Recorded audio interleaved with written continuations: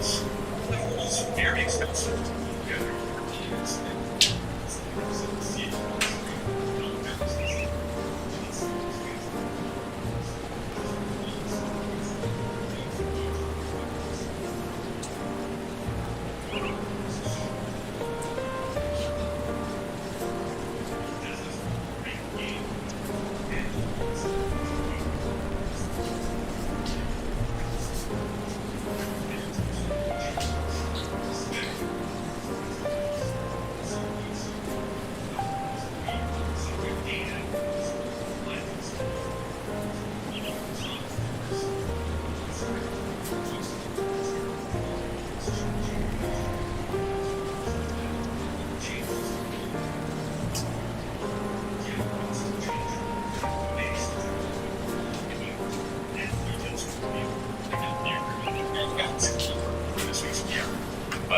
Maybe you should have checked out last week's video in which we discussed how it seems confirmed that CEO Bobby Kotick will be leaving Activision Blizzard after the Microsoft acquisition completes. Thanks for watching. Special thanks to my Twitch Patreon and YouTube supporters for making these videos possible. If you like what you see on this channel and want to support the creation of more content, you can consider watching on YouTube. Oh man. Let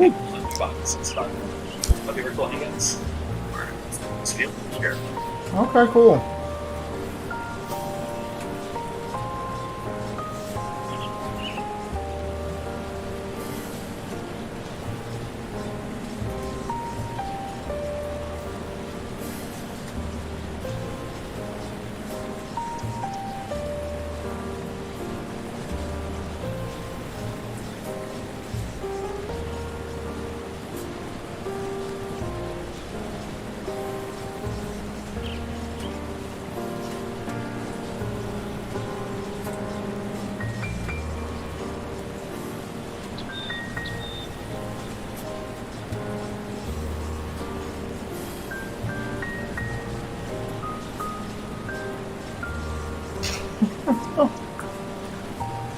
Yo, what up, Pharaoh? What's going on, man?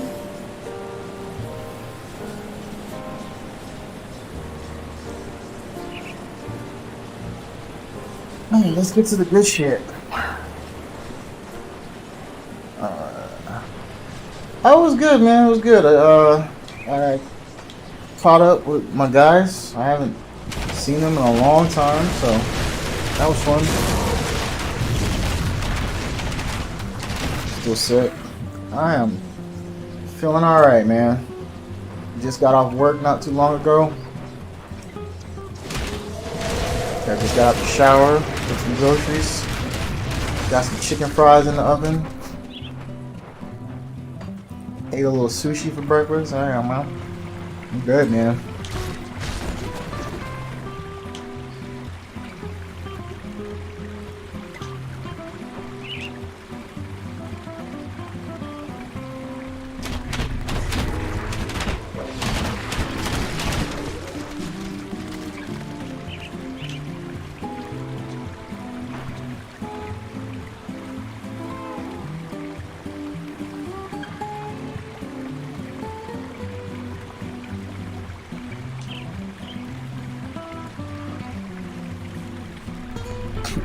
It's basically just fried chicken. They're shaped like fries. That's all.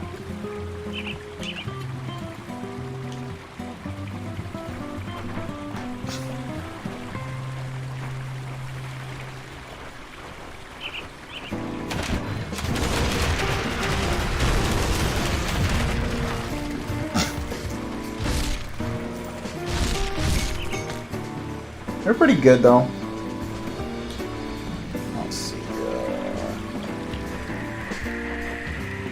To just save some random people. Alright. Oh yeah. Fighting DMD. Oh. And there's my timer. I'll be right back. I'll go take my fries with dip.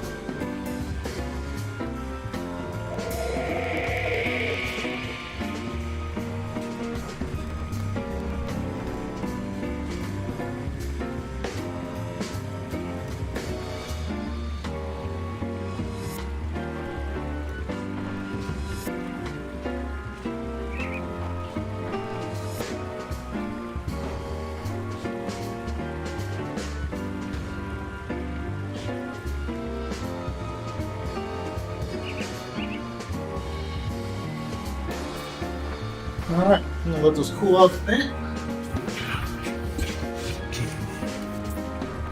And then we'll have lunch ready. Alright.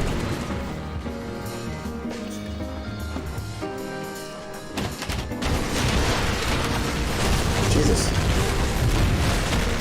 So many wasps and bat looking things. Jesus, man.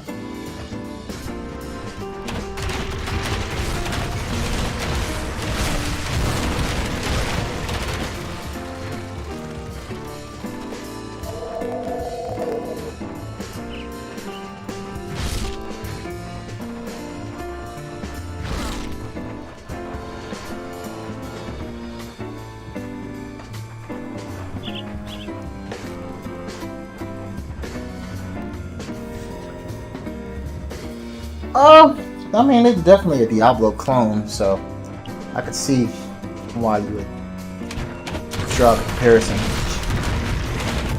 What's interesting is there's actually a mod for this game on PC that adds a bunch of content from Diablo 2. So it's essentially the first, I think it's Acts 1 through 4 of Diablo 2, and all of like job classes and stuff from it. It's really fucking cool. In fact, I need to check it out one of these days. See if it got updated. I played it a while ago, but I never streamed it. Might be might be pretty cool to stream it.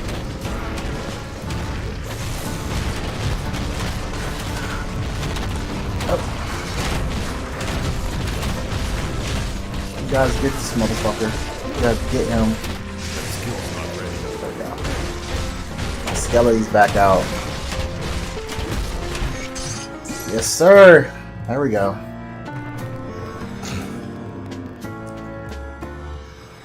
Oh no, there's no assets. So like, they literally recreated everything from Diablo 2 as far as like the way the maps look. Well, no, not the way the maps look, but like the NPCs, some of the music, the classes. Everything is recreated within the Grim Dawn engine. It's a pretty cool mod. The thing is, I will say this though, there is a really bad balance with the Diablo stuff because they tried to convert like damage values and things like that over from Diablo to Grim Dawn, so it's a little imbalanced when you're doing the Diablo content and you go to do vanilla Grim Dawn content. It's like, ooh, Diablo weapons are so fucking powerful compared to anything you can get in vanilla Grim Dawn. It's crazy.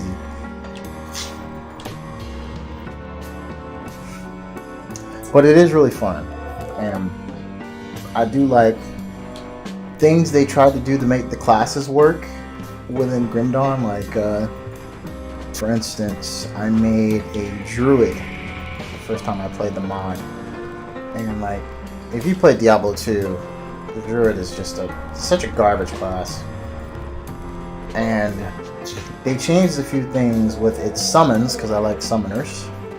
It's like my favorite archetype when I play these type of games. They changed some stuff with the druid to make it more viable as a summoner. So like, one of the big things was, oh, dangerous domain. I can't go over there yet. Like the creepers that you can summon that attack and restore mana and health and all that other stuff. They made it so you only get one creeper. And oh, there goes my battery. He's out.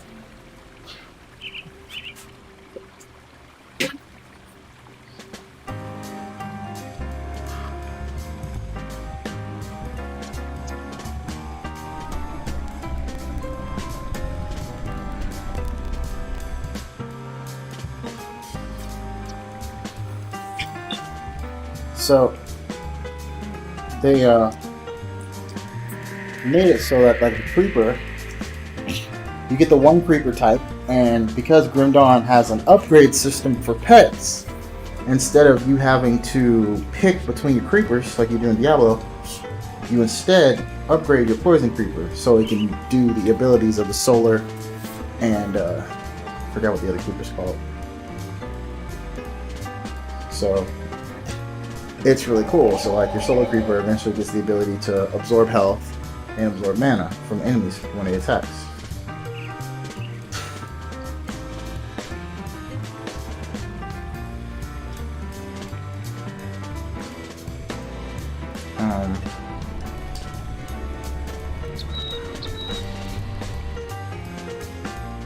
And the same thing with the summon spirit that they get.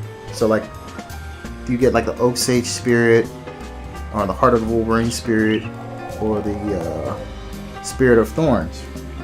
Well, with this mod, again, since pets get upgraded and you don't get multiple pet types. You get one pet and it upgrades and gets extra abilities in Grim Dawn. You get the Oak Sage and then it gets the attack up aura, and then it eventually gets the Thorns aura added to itself. So it gets like 3 aura abilities. Or its aura has 3 abilities instead of just 1. I was like, and I remember seeing that, I was like, dude, I really wish it could do this in regular fucking Diablo 2. Jesus. This is so awesome.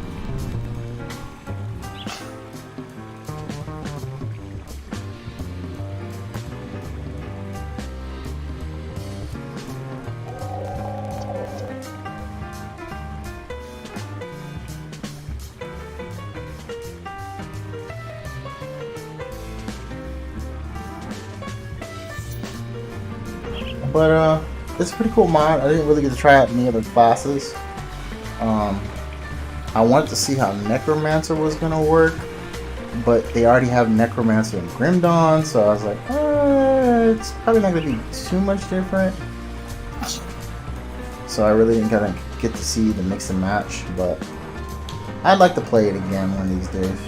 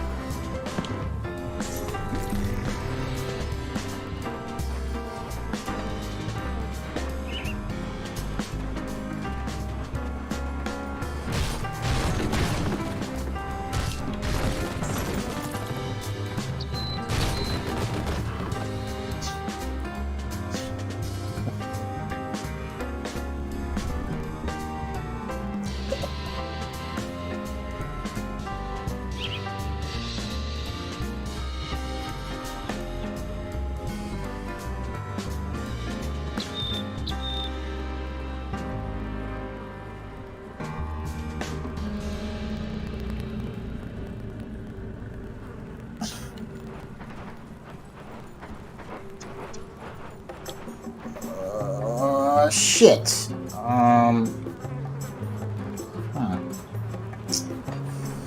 Well, looks like I'm gonna have to go to that dangerous area I was trying to avoid. Oh no!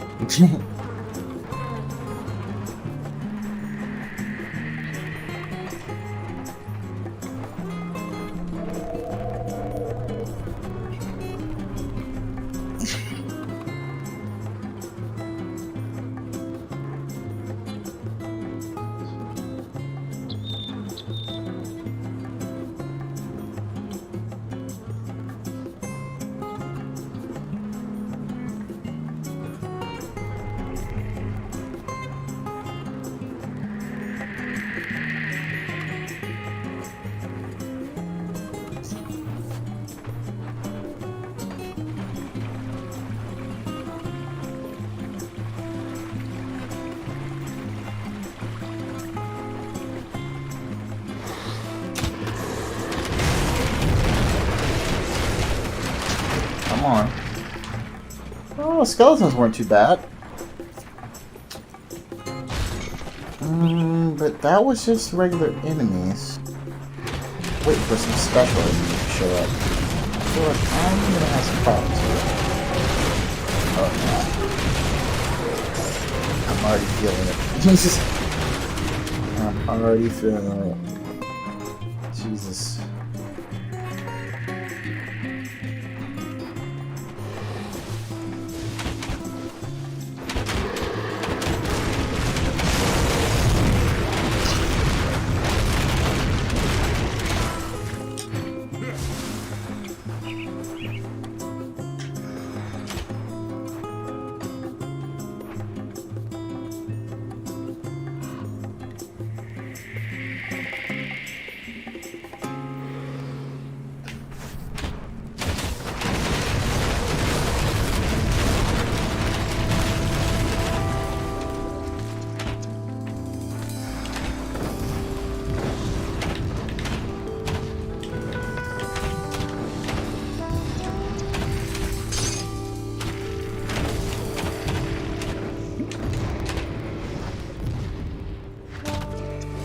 Okay, we got some armor.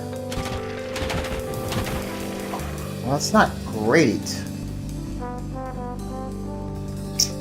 Fuck it. Let me see if I can get something with some... No.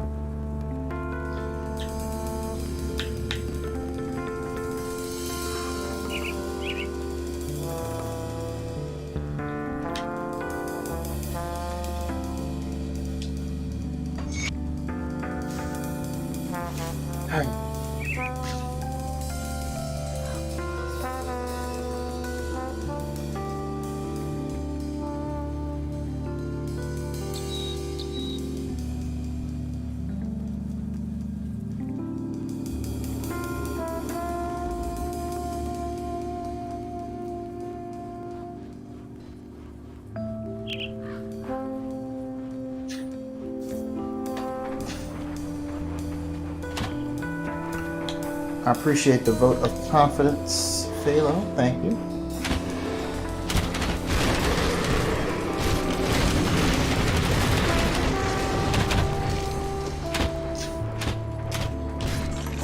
I'm a believer. I don't remember all the words.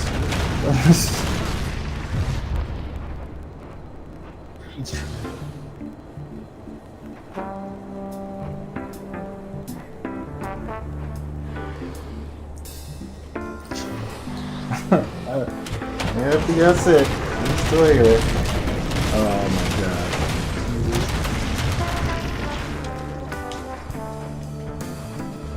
Couldn't leave her if I tried. Cause I'm in love. I'm a believer. Couldn't leave if I tried. I am probably fucking up that song. Oh man. Alright. Time to level up Necromancer once again.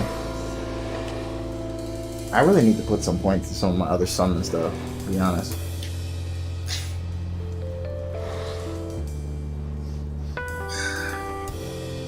It's probably really important for me to upgrade my skellies.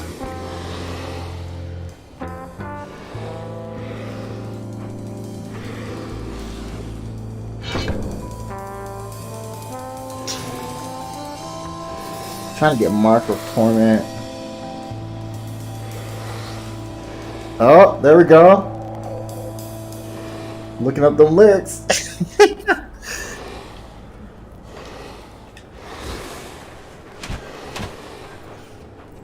My skeletons are better than your skeletons.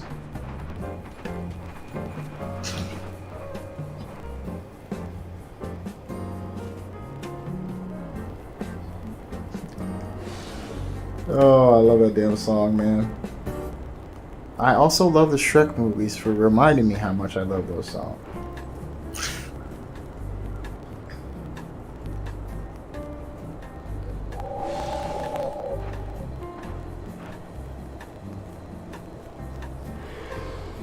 Why not text that? That'd be a dick thing to say to somebody who's sick right now. Oh, God, I didn't get sick. Hate to hear you're sick though.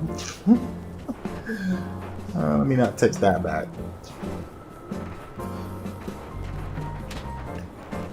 It's such a good movie, man. Like, I remember watching Shrek and thinking to myself, like, why don't people realize just how great animated films can be, and like these CG films? Like, we don't need all these live action films. Like, as far as like stuff like comic book movies and shit like that, it's like, dude, you don't need all these live action films. Like, stuff like Shrek showed me, it's like Marvel and DC, for instance, it's like you're always worrying about these actors. Like, bro, you guys could do totally great CG movies that people would love. Like, seriously, man.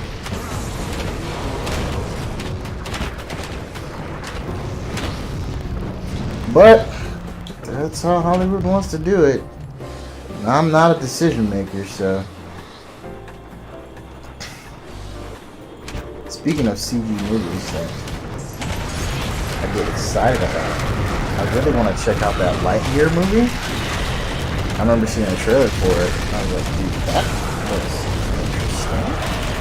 A movie about Buzz Lightyear? That might be pretty fucking good.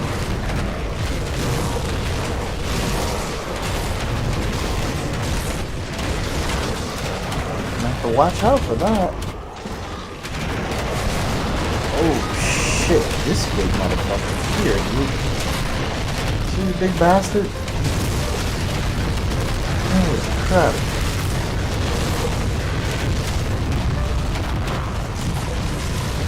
My skeletons! Son of a bitch!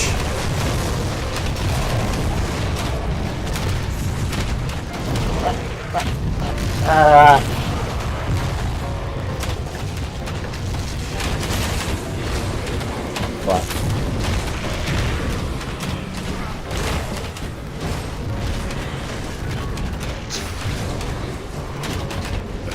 Meet the Cruise, haven't seen it. Glad we cancel Meatballs 1 and 2. I heard those were really good. I really want to see, what's it, how to Train Your Dragon? I remember watching a bit of the show on Netflix, I believe, and thinking to myself, like, this is actually pretty good. I think I know the movies. I might be missing out, man. That's good stuff.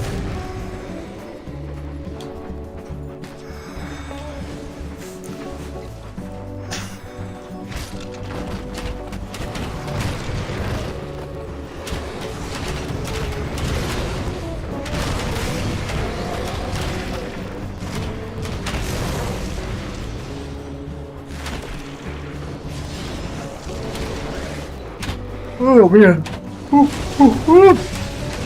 That big bastard.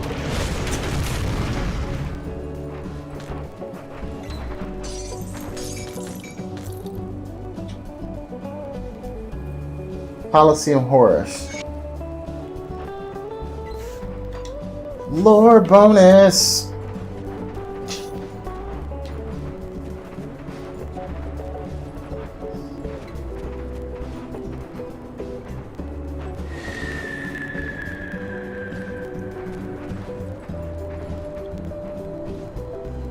Okay.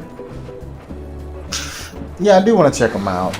I don't know if I'd like super dig them, because some of those kids movies I kind of have a hard time watching, but some of them are good.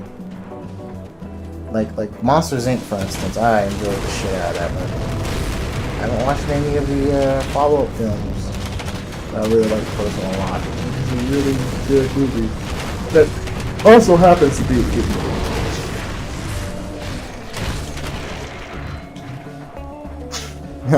Speaking of, well, it's not really a kid movie, but there is a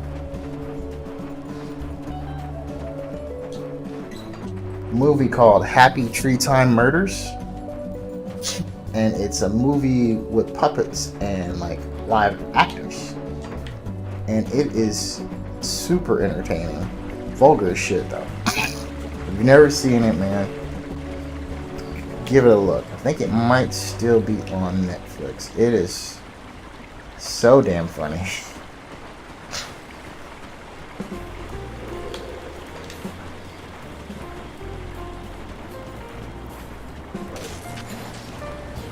Okay.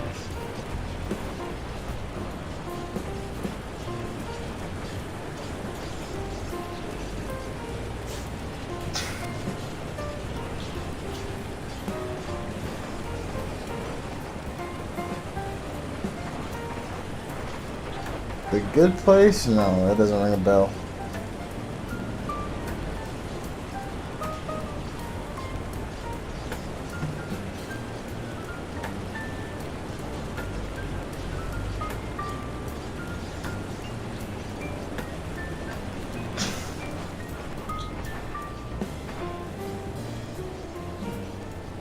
Right into the cave. Which way do I need to go to get to where I need to go? Okay, I can't go there.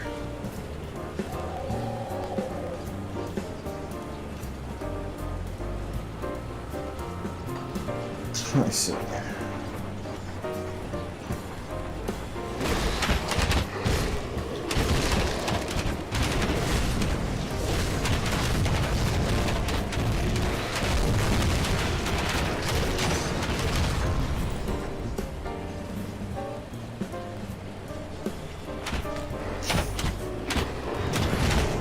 Come on, ever watch The Good Place? Comedy show about the people who die and go to heaven. This one lady makes all these bad things happen while she's there.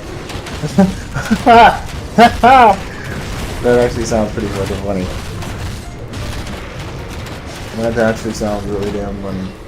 Like, you finally get to heaven, and then you have the one person you meet there who's just fucking it up for everybody. Like, hey man, we made it to heaven, bro. We're gonna chill. And then you just got that one person. That one person. Like, man, if you're about to fuck this up for all of us, please stop.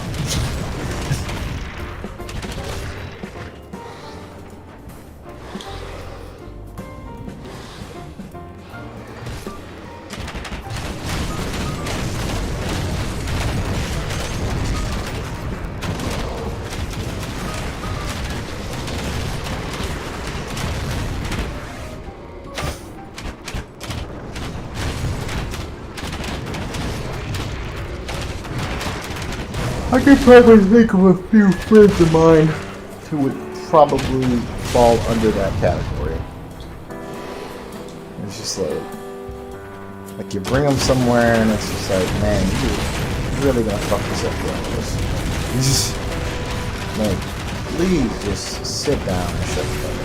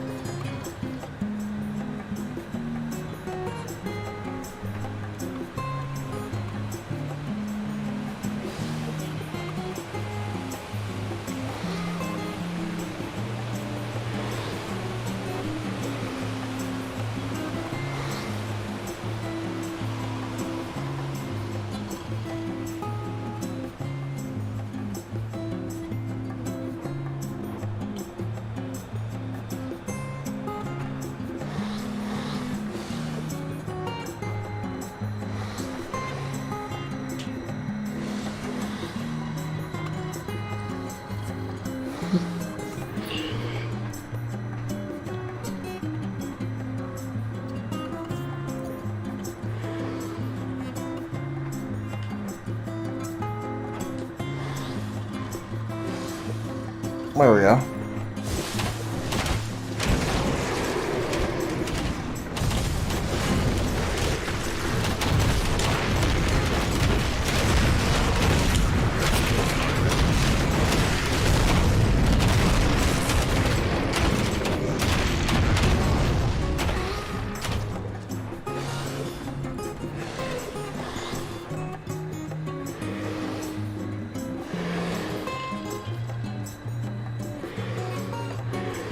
Damn. Go in the ruins, fuck it.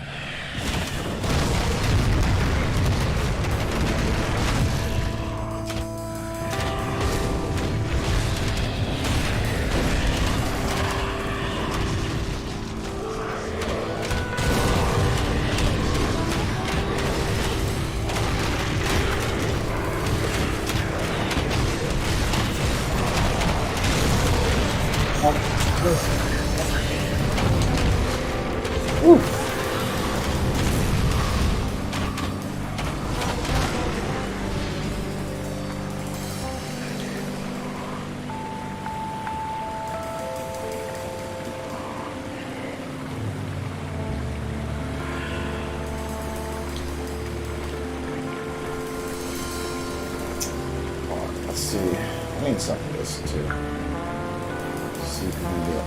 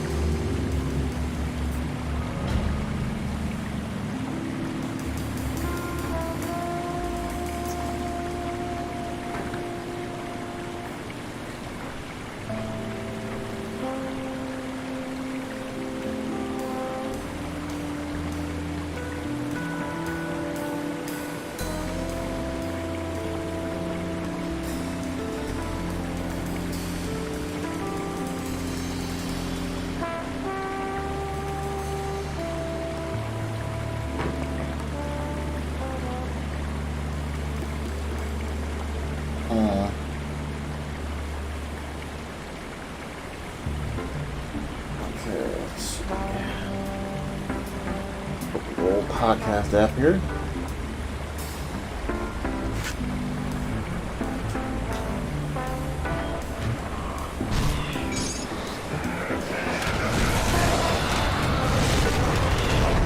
Yes, the cursed undead. No.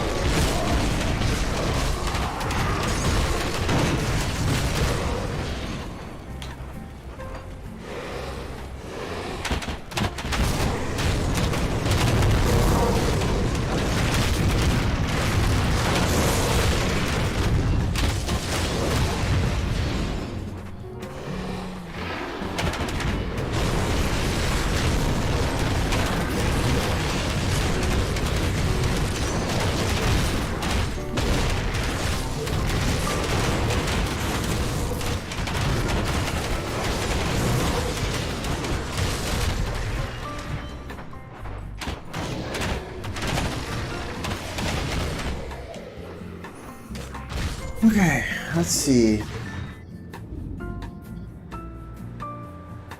Aha!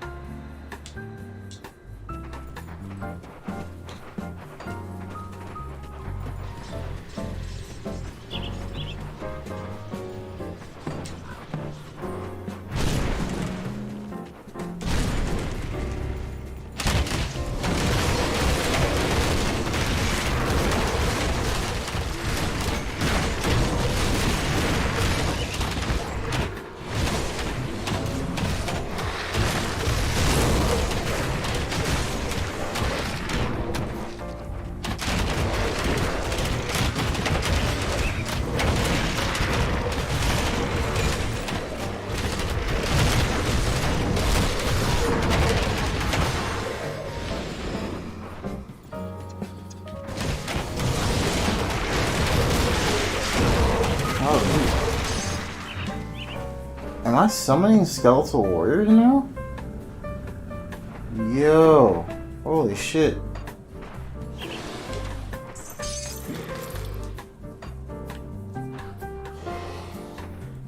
That'd be so badass.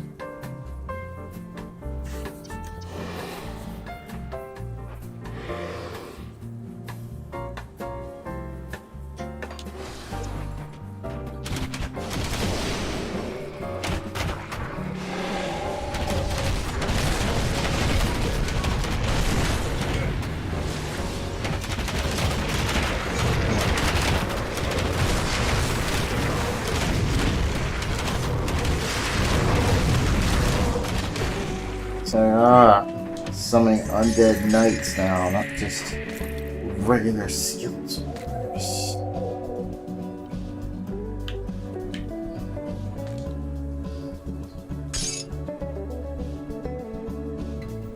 Alchemist belt.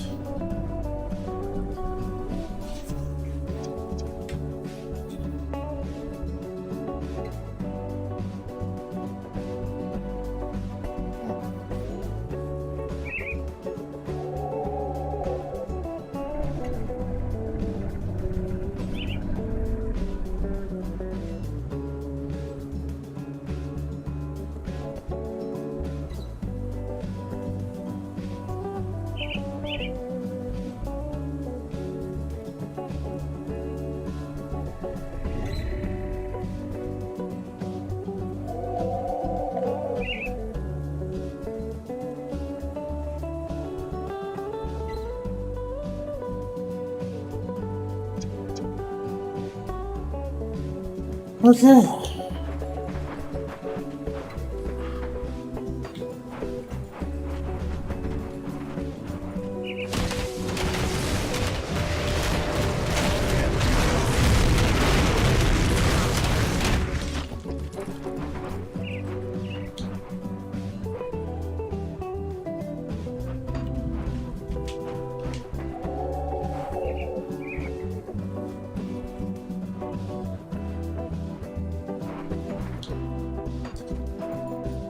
Oh boy.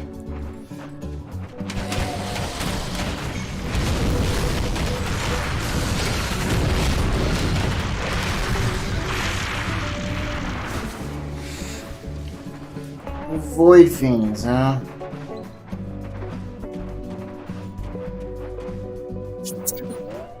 Ah. Oh. Ah.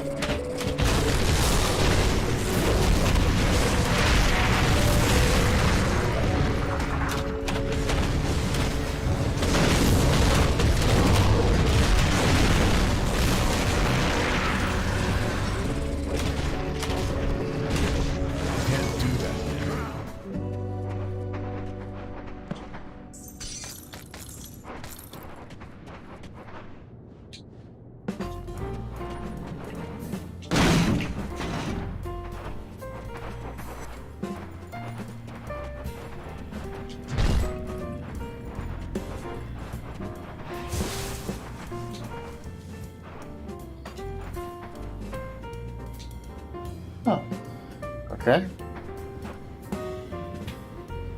It's basketball season and we've got you covered. The Bigger NBA show breaks down the latest and greatest around the league 5 days a week. Check out the Ringer NBA show. He hasn't finished dinner at Resorts. Shoot dinner. Shoot this out. What's the bonus? Shoot. Just taking on the road. That's fantastic. What do you think? What was the reaction to Ruth's Chris? For the past, but you're for the past, but coming out is. I find it hard to take objection to this matchup, but you know, you're right. For so I mean, I don't know what else they really got in their back pocket. I mean, we got both of the title matches tonight were potential just like epic matches. They could have built up what they decided to do tonight. So I mean, I don't know what we said it before on the show, and everybody said it a million times. There's not a lot of other legends they can put them on the WrestleMania. I mean, Undertaker's not wanting to do that anymore, unless you're gonna have like a Hogan versus Big E match just for like all the morality points in the world. I don't really know what the upshot is. I just like the idea of a heart attack. Greg would have if there was actually a about it. You know me so well. I don't know what I would do. I could. Who else is in here? Slobo, let's just take this thing in reverse. Slobo, what was the high point of the men's rumble for you? I had no idea that Bad Bunny didn't forget how to work. Sunday Night One was good, and I thought it was going to be, he's here again, but there's all the spots and he's hold on to the ring. All the wrestling definitely man. I understand to the point, Greg, that Brock was going to win it, and he's from destiny, he definitely choose it. I was like, was there someone considered number 30? Like, did he beat up somebody? Or he was only going to beat his match? Well, what is he, that part too? That was kind of a low point. It was when Reggie Lynch took over someone's spot. Like, he was a long, I think? And, she walked over there and picked up the game and happened. But she pointed out, flashbacks to how he was playing the thing. Where he just showed up. He won. That's the whole thing, right? When Brock wants to be in a match, he's just in the match. He's like an unstoppable force when it comes to booking. So, like, I'm not sure why he needed to be in this match, but you're right. I think in chasing, that was technically Cody Rhodes' spot that he took to be in the match. So, we can just put that down as part of his. Yeah. Alright, well, so the men's match,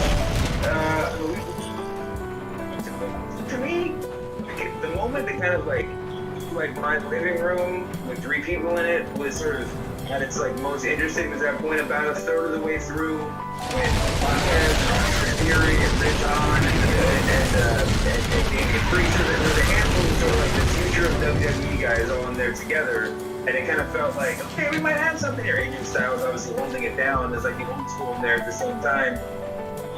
Had a nice little fight to it, but there was, by the last act, it felt like we knew it felt like Brock was coming back, and I felt like they were kind of sort of Brock showdown there too. So I mean, it was a lot of fun. But to me, the high points of the night were both title matches, and we had a lot of fun with the women's rumble. Evan, what was your high point of the night? Man, it's Seth and Rollins, man. The way the wrestling Seth coming out like the old Shield gear and having fun in the ring and telling the story in the ring, and just it made the match a little bit different. I think like the ending, but I think that's how we have to do it. I see people in the chat thinking Seth can get into like a triple threat.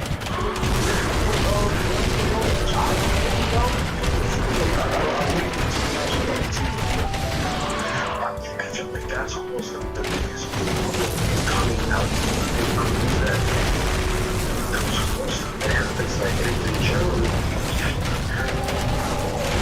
Really think about it. I think about small things. Oh, what the fuck? See, son of a bitch.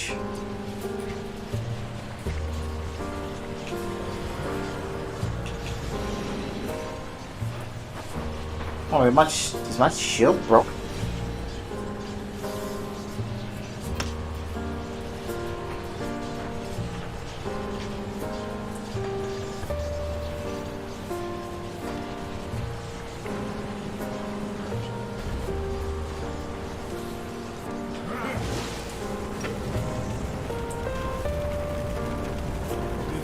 About to set him up.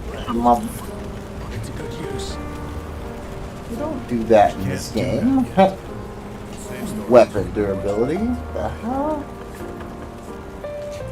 Oh, I'm about to get upset.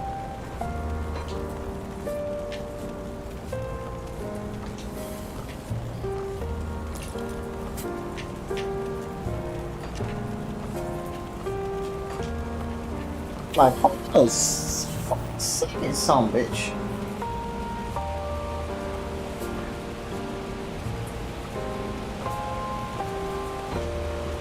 Keep an eye out. Come see what's left of Ron Wares. Let's see. Already learned.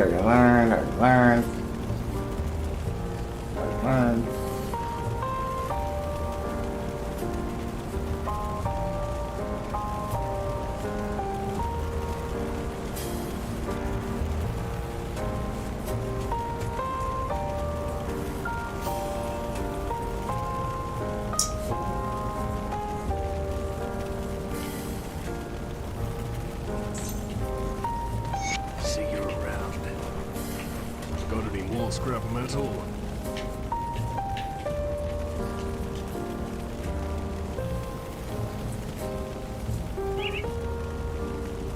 Blood. What do I need? I need an ancient heart. Oh damn, I don't have that yet. Go on now. I have the rest of the parts though. Man, what did I got, man? Fuck.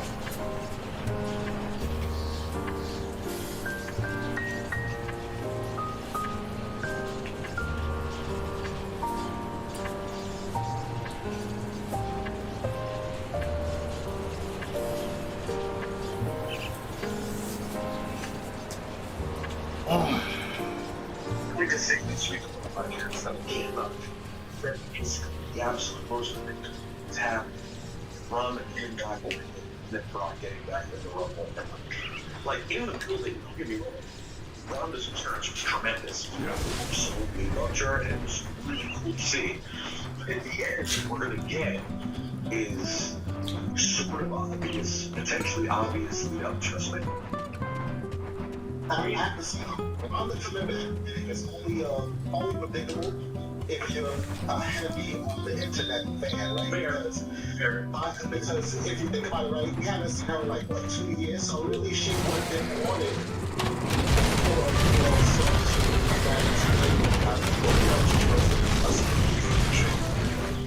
and like she was with it.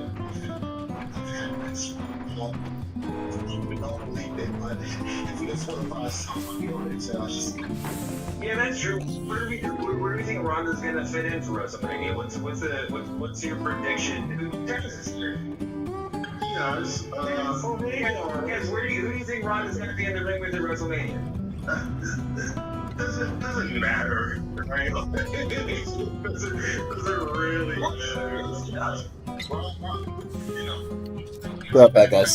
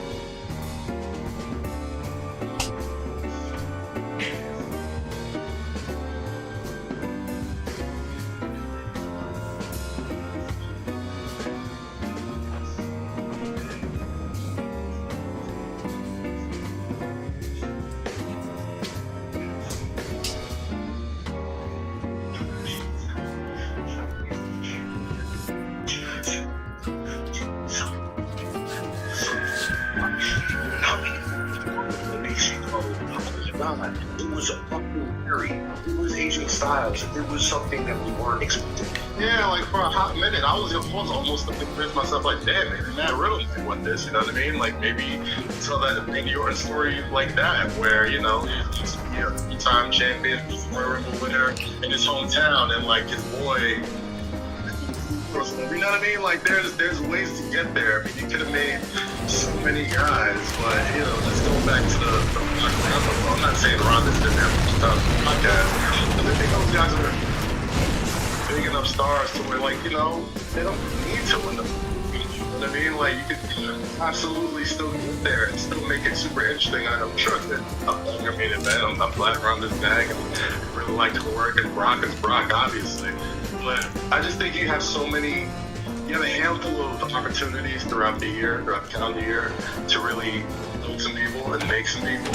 And the Royal Rumble is at like the top of the list. And if you fail to do that, you're gonna leave a bad taste in a lot of people's mouths, right? Like I think probably the only person who came out really shining tonight was like dropping Bobby Lashley. Only two people that came out better tonight than they did, the night before. So, we'll see.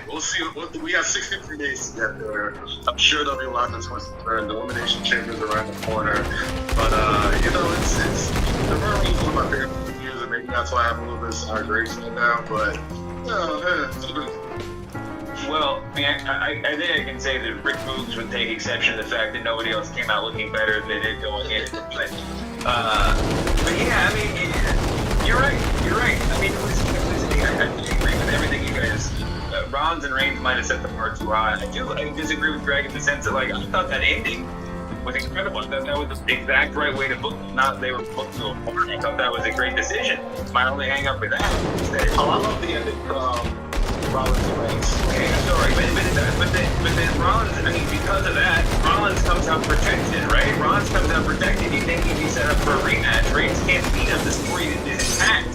In fact, I mean, who knows what's going to happen next, but Rollins seems like the odd man out, right? I mean, Lashley was the underdog that came out with the title belt, and Reigns, and then Reigns just decided to, I mean, in storyline, it's almost like Reigns tried to just get out of a Rollins rematch by starting a different feud, right? I mean, he barely beat the guy. Clearly had this guy. Clearly, Rollins is in his head. He had to choke him out, beat him up with the chair, and now he's moving on to other things. I mean, yes. What do you think? I mean, do you think that someone mentioned Rollins being inserted as a member, as a participant in a triple threat with Reigns and Lesnar? It did seem like in the past couple of weeks that Rollins Lashley is sort of the only Raw combo that's being protected. I mean, that as far as like there's not they're kind of trying to keep that match. Well, they had that match. They're trying to keep who has the upper hand a little bit protected, a little bit fresh. So that could be where they're headed for WrestleMania, at least on the Raw side. I don't know. I mean, where would you like to see? Where would you like to see Rollins? Let's move on to here. Where would you like to see Rollins land at WrestleMania? So the thing about Rollins, I want to say it's set back. Like, the match itself is pretty cool, but it's in the back pocket. That's something they can always reheat, right? The Shield stuff, we didn't see coming. It was kind of manufactured. And it's so frustrating with WWE because the way it's been written, this last month didn't fit pretty well. Game one was all messed up. They got to what they wanted. It was written that Roman couldn't handle Rollins was frustrated, beating up Brock, and then Brock got in the Rumble. The thing is, this whole thing was stressed out. So, one man out, you got Big E's on man out, Byron to win it, AJ Styles is on out, you have Seth Rollins out. We got the Elimination Chamber going into, and I think next month, here's an opportunity to say, look, I deserve this spot. Let me beat someone in this Elimination Chamber so I can get to go. When you have a match like that where 4 or 5 guys have stories that individually thought, then that makes that match that much better. Because when they go to Saudi Arabia, they're going to pump all that stuff and you go, you have to watch this in it. Match, but speaking of all man out, this is Balor really don't. Yes, Robert Lee Finn. Fergalicious, man. Lord, Fergalicious. Rosenberg was Finn at Ruth's Chris Steakhouse with you guys, or where was he? I'll be honest, I'm sure.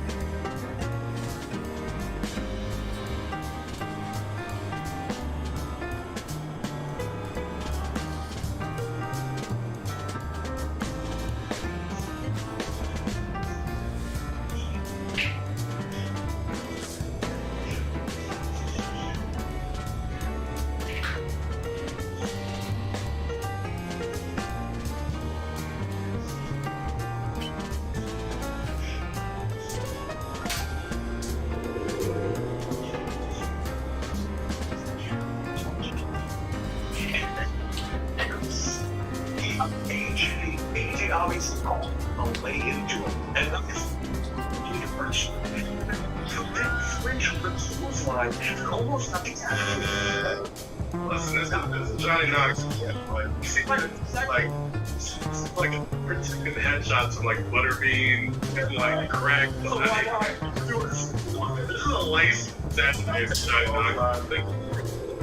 It's a great point. And then again, I know it's kind of a silly thing, but he was great. That little bit when he almost lost out Mysterio was fantastic. Because of what he really is. This has been brought up already to reiterate, like missed opportunities, Mysterios, nothing happened. Arcade Road, nothing happened. Dancing the Street Profits, nothing happened. So to Kaz's point about Trump, there were just that many people who really got the roots. Like, did Austin Theory even do enough, given what his story has been the last couple of months, to sort of say, okay, that was super enough. It just didn't feel like there was that much coming out of it that makes his story Yeah, I mean, you can't dispute that. It was a fun night, but it didn't feel like even as much as it wasn't predetermined. It was like, the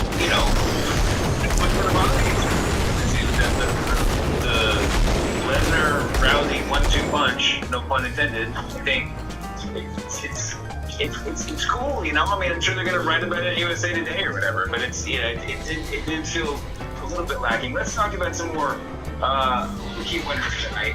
Dewdrop, listeners of this chat may recognize as the only person who is in our Ringer Wrestling Show picks. The only person who no one picked to win.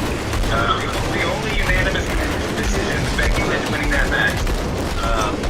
Dewdrop had a good showing. I mean, it was that match was a lot more fun than I thought it was going to be. I thought they pulled it off really well, and I thought the ending went off. I mean, is this just a one-off for Dewdrop? Is that kind of like a theory that you going in? Did she show you guys anything tonight? She had to show me anything because I always think she was good as she is, you know what I mean? Like, she didn't do anything more than I think she was something that she's already great, you know what I mean? Like, when they were in the moment for her to have that match, she doesn't have to do anything for me as far as impressing her ability and how she did the ring, how she story in the ring. She did a good job, and she did the best she could with the match that I don't think people thought she did. Absolutely. If you're watching NXT weekend, if you're not, you really should. Piper Niven was on another level. And I feel like Dewdrop in this journey to fit with the Raw crew, full of bunches of it. So for the match we got, it's fantastic. I like what he's doing. We really want to see her unleash. A lot of things that are open with the NXT stuff. She was asked to, and it was amazing. Yeah, I was having a fun. Like, there was no disappointment. I didn't think she was going to win the championship. At this point, she doesn't need the championship. She's positioned very well on the card. She's very reliable in terms of doing some bangers and hanging with whoever she's in there and sort of wrestling to their level. She doesn't need the win. So us unanimously picking Becky Lynch was in no way no comments to Dewdrop. It was just, hey, we gambled. We tried to see who could get the most predictions right. With our hearts, we're trying to Clean up W for ourselves tonight. That Kerm eventually ends up getting. Yeah, listen, Kerm doesn't get any bonus points for picking the obvious winner. Have fun with this thing, okay? You know.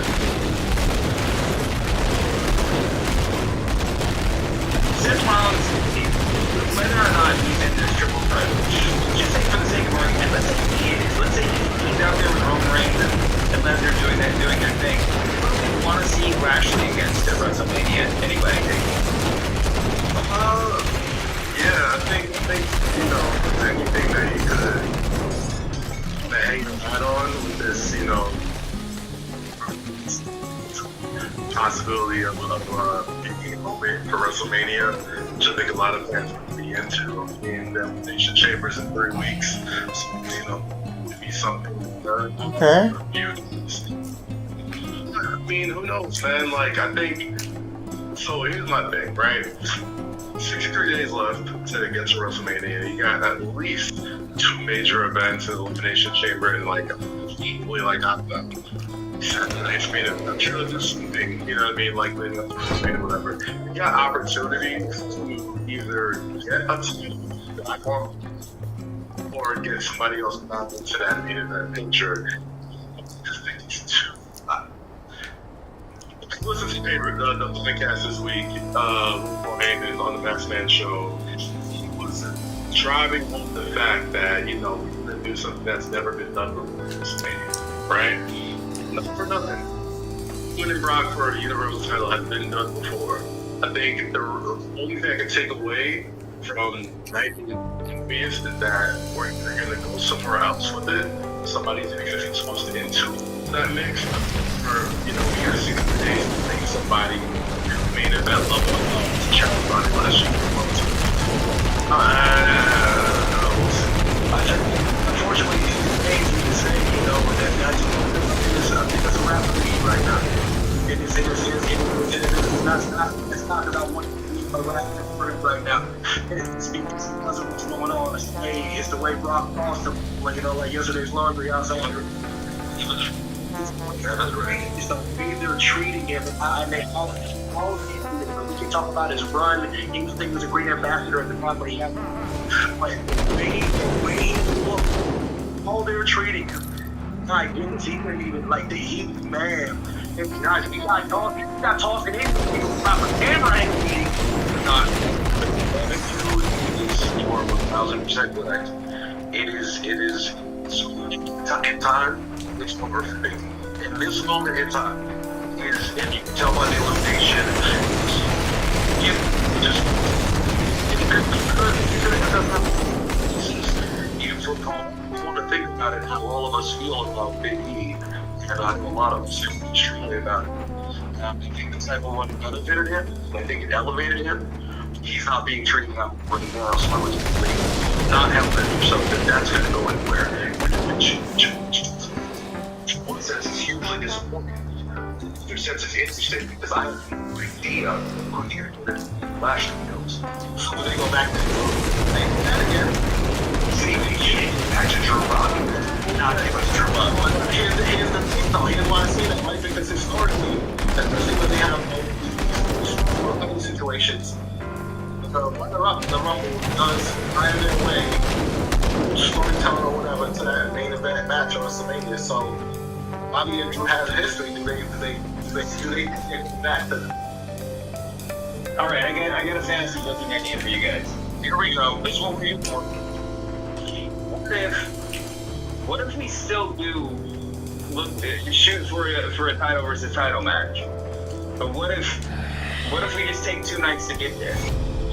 What if we have Lesnar Lashley 2 and Reigns versus whoever on Saturday night, and then the winners clash in the main event on Sunday? I like this. I like what you say. I like where you're going. You're in the right place. But I do have a feeling that Jack's probably been with it. I just think it's over. He has that one more match on his card that he's talking about. And I think much work out with Sabani. It's weird. That just feel it, man. They're gonna get that low hanging fruit.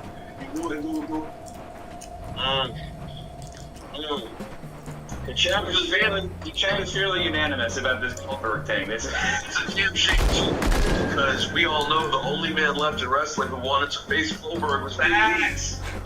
I know. Why can't it be sad? Why can't it be sad? I know they happened Bobby faced a couple weeks ago.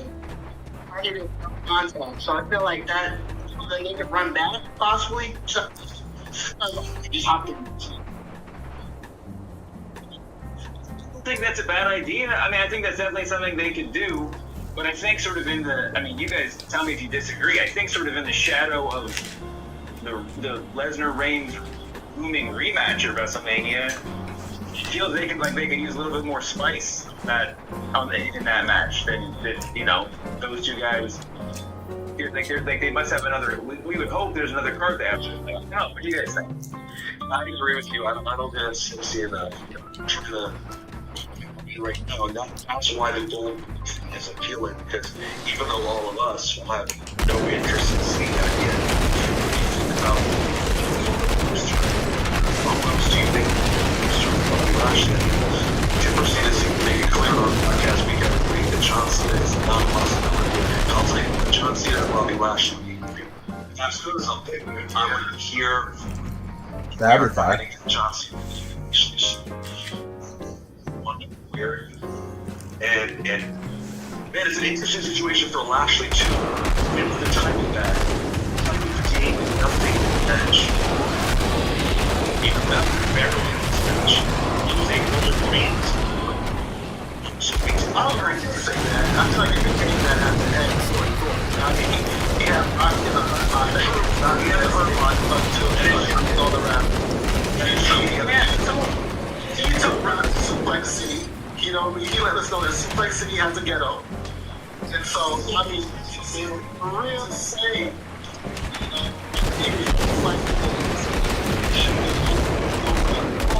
take the heat at the end, but Bobby Lashley, that's right. That's a good point. I kind of think you're both right. Like, into that entire match before Roman came in, I was like shocked upon shocked at the stuff that Bobby was getting in, right? I mean, they were definitely trying to make him look really good. I think that the sort of pity of it all, you know, was just, you know, disappear in time with the video package there on Monday night, you know, they think Bobby looked like $1 million, but the pity of it all is that, like, he looked that good when, you know, the bell rang, we weren't thinking about him, you know? that's why it's going to be in the industry. Just can't be paid up to be that person. You know, it doesn't matter if they have no soul. Their soul is they want the world. I call that Lashley. It's so exciting. That's why I like about the match was so interesting. And Jesus, the people who won the match didn't need it. There's nobody who needs the Royal Rumble win less than the This episode is brought to you by McDonald's 2 for $6. If you did, you had a successful game. It's incredible.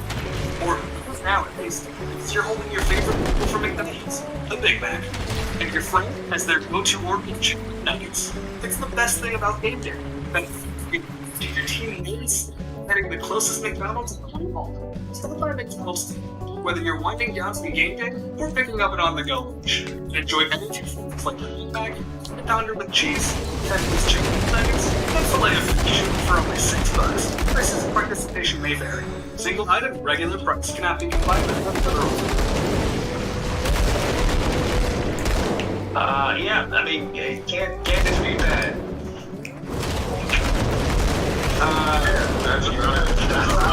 That sounds as we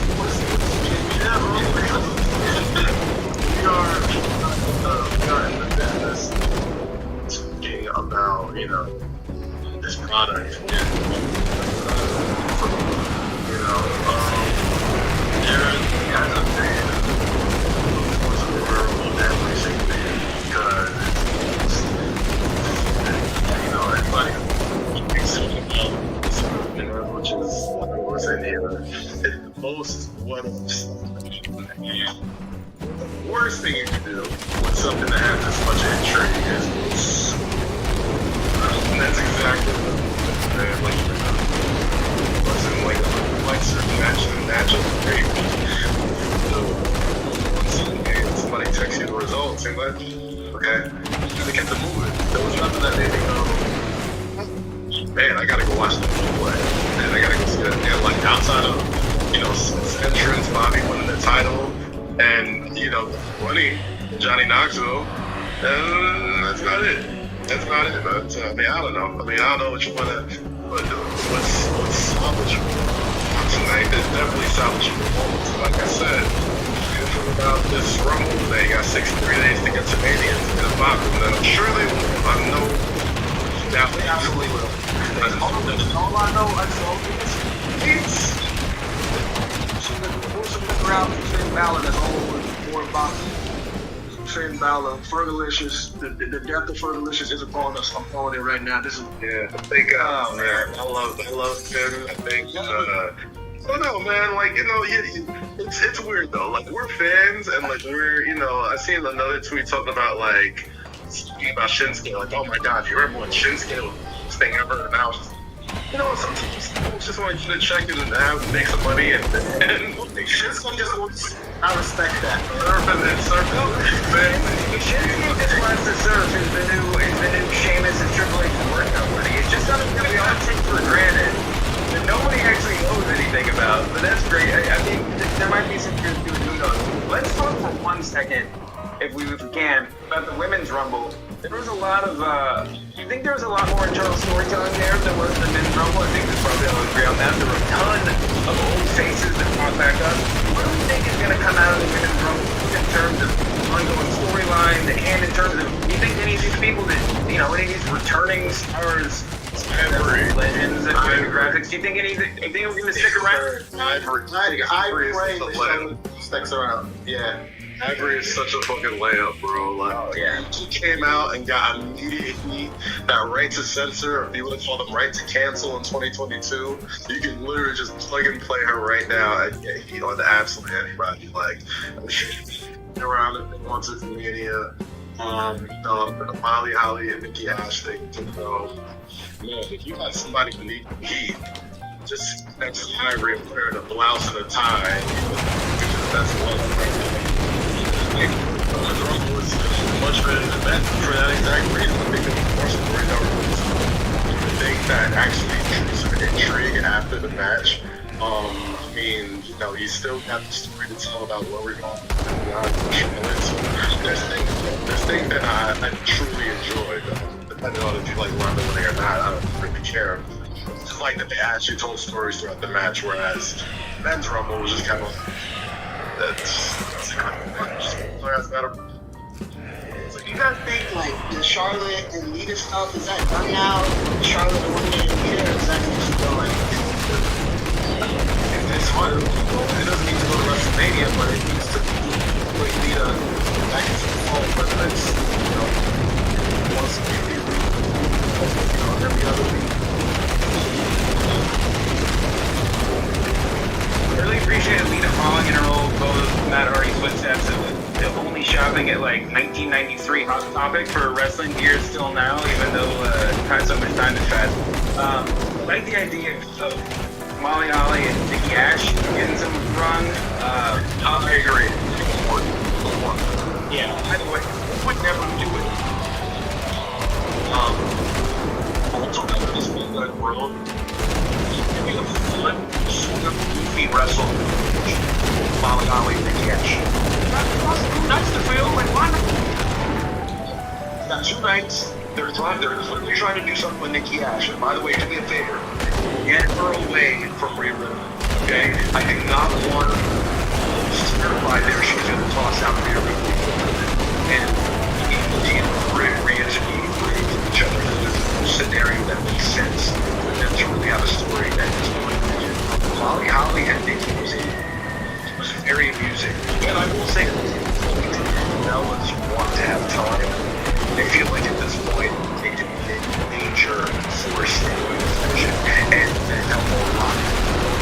Let's be honest, the live reaction from both Nikki and Ricky. That's tag team division of my favorite Bellas. Let's just be honest. The tag team division was one of my favorite things ever in the division. I looked at like UT this for exactly. point, and it's always this. Yeah, he made it pretty point, man. Like, something I saw today during the show was people truly underestimate the level to which people love Ella Twin. Yeah. Like, you know, the coach one about them, they introduced like literally almost never able to really have more I think for reasons ultimately why we're really not going to see the stadium. Like, sure, they've got other things to get on. You know, You mentioned Rhea Ripley. Where last year's big two, Rhea Ripley and Bianca Belair? Where do you think we're going with that dude? That's an interesting question, Joe, because neither of them had meaningful outings to be able to do that in the role. That's a really big point. Bianca is so great, by the way. Every time the camera was like letting go back and cutting back, she was just lifting up 2 or 3 people on her shoulders, just like, you know, just like she was doing shit that no one's ever done before when the camera wasn't on. It's like, it was so incredible. I know. That's what blew my mind. And like, I had a conversation with Charlotte today about how Rhea is. It's actually really nice for me to see her really bring part of being dragging on our share of fights. I think Rhea has the potential to be an absolute icon. There was a piece to have a lot of thoughts from like Charlotte. She is in a situation that's I think her character needs development. I don't really understand what it's supposed to be. In a slightly precarious situation right now because here's what's supposed to happen and should happen. Here truly tonight, imagine we're going to get Charlotte on games and that's what happened. And then so Dewdrop was beyond back to get her a control source at WrestleMania. I think further that's exciting. That's what we go.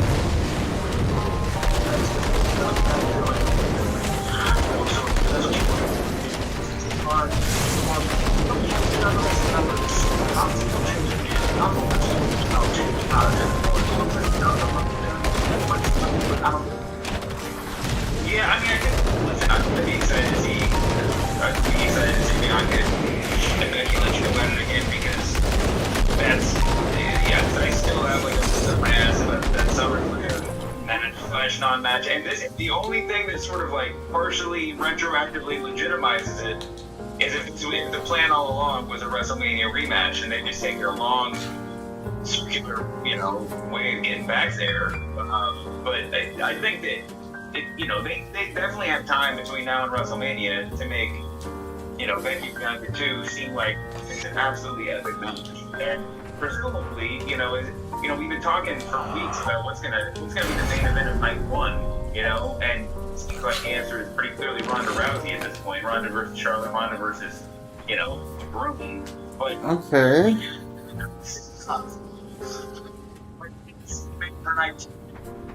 But, you know, not to be just absolutely huge one for Sunday night.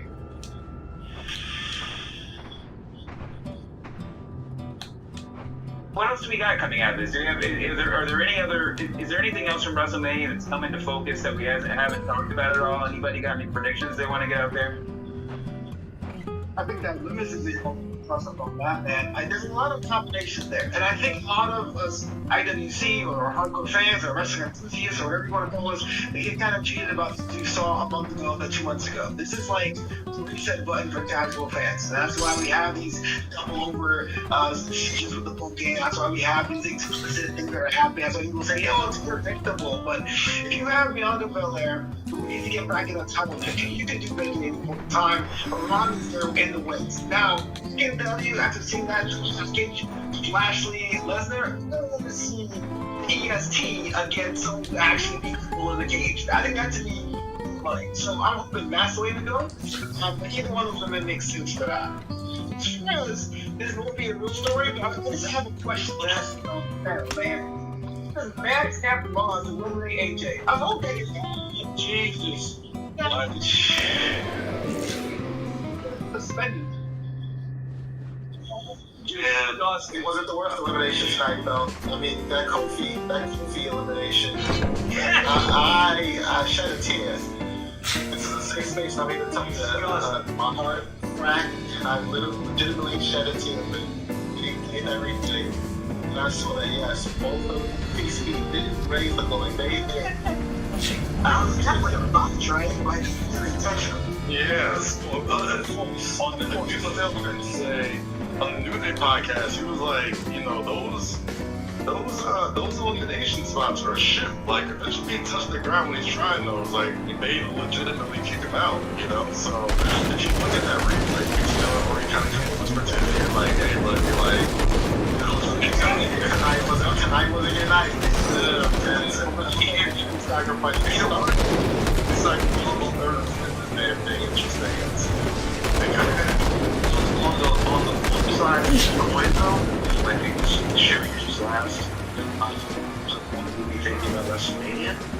Again, we don't know how many women's matches they'll be. You have to say that, you know, as it is a really slow and steady build for Naomi and Sonya Deville. And that, between 2.5 months Friday and Sonya Wednesday, by the way, they're in person. They don't need, they're like, you've already put that much time into it. It's like 3 months. That's a long time. It really is. And it's maybe the longest time it's really. You know, that's my point. Commentary, eliminating Cameron was short. Finally mentioned how Naomi didn't play the slowly the goals. Naomi just happened to her. Gets up and then gets down, and it was could not be more. I mean, I'm just so pro of this feud because, well, it's just one of these small examples that we all like to imagine every storyline being. Like, especially what's really like being a main event storyline, right? And I think everybody at some point imagined match number 30 coming out on top. And this is a great example. Like you're right, bro. It's pretty like slow and steady booking and making a match of 2 people that have, you know, that aren't at the very top of the card into a match that we all really want to see. So I'm completely convinced to me. Match of WrestleMania. When Sonya came out to like show him, she really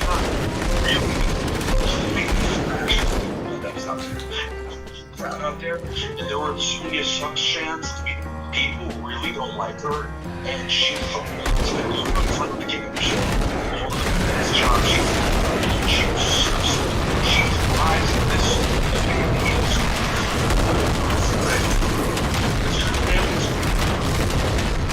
Yeah, I think it's sometimes I feel like, you know, not so long ago where people were, you know, she was trending on interesting. And do you think there's anything she can do most interesting? So a lot of the ways that we should carry down this all the time. She was saying a lot, you know, so I mean, sitting there, we'll see what they do. I think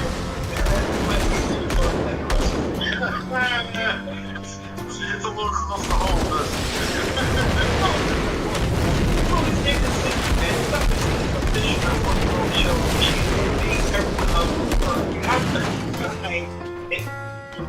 and then he has a jacket, and the jacket comes off, she's competitive.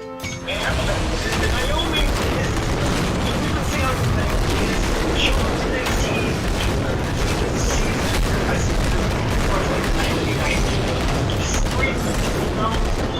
let her be someone else. They'll have to do it for someone who can see that. They've seen that.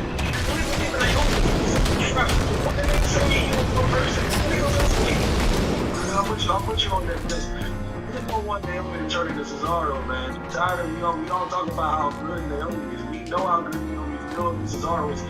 Just getting tired of almost seeing how good she is, and she can never get a dub, man. Like, damn, she knows she good.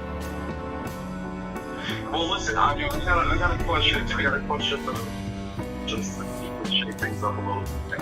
Answer as quickly as you possibly can. Honestly, how much do you think viewers can possibly show up or maybe coming back? Like, how much is all of that maybe to have this pay-per-view thing? Well, not a lot of that has been received online. Because me personally, I think that, I think a lot of just sums up for yes. I think a lot of shit, like, people legitimately thought AEW was gonna send Nick. Can I get a vice president?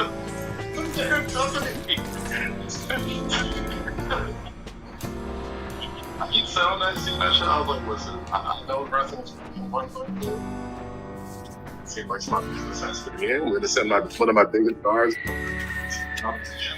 Okay. Yeah, like, so, what about you?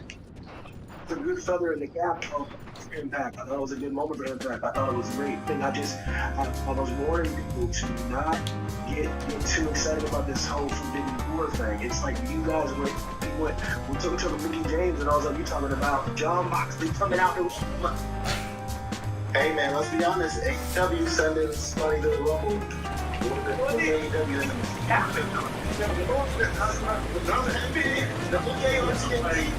Just found out that AEW wasn't WWE a few weeks ago.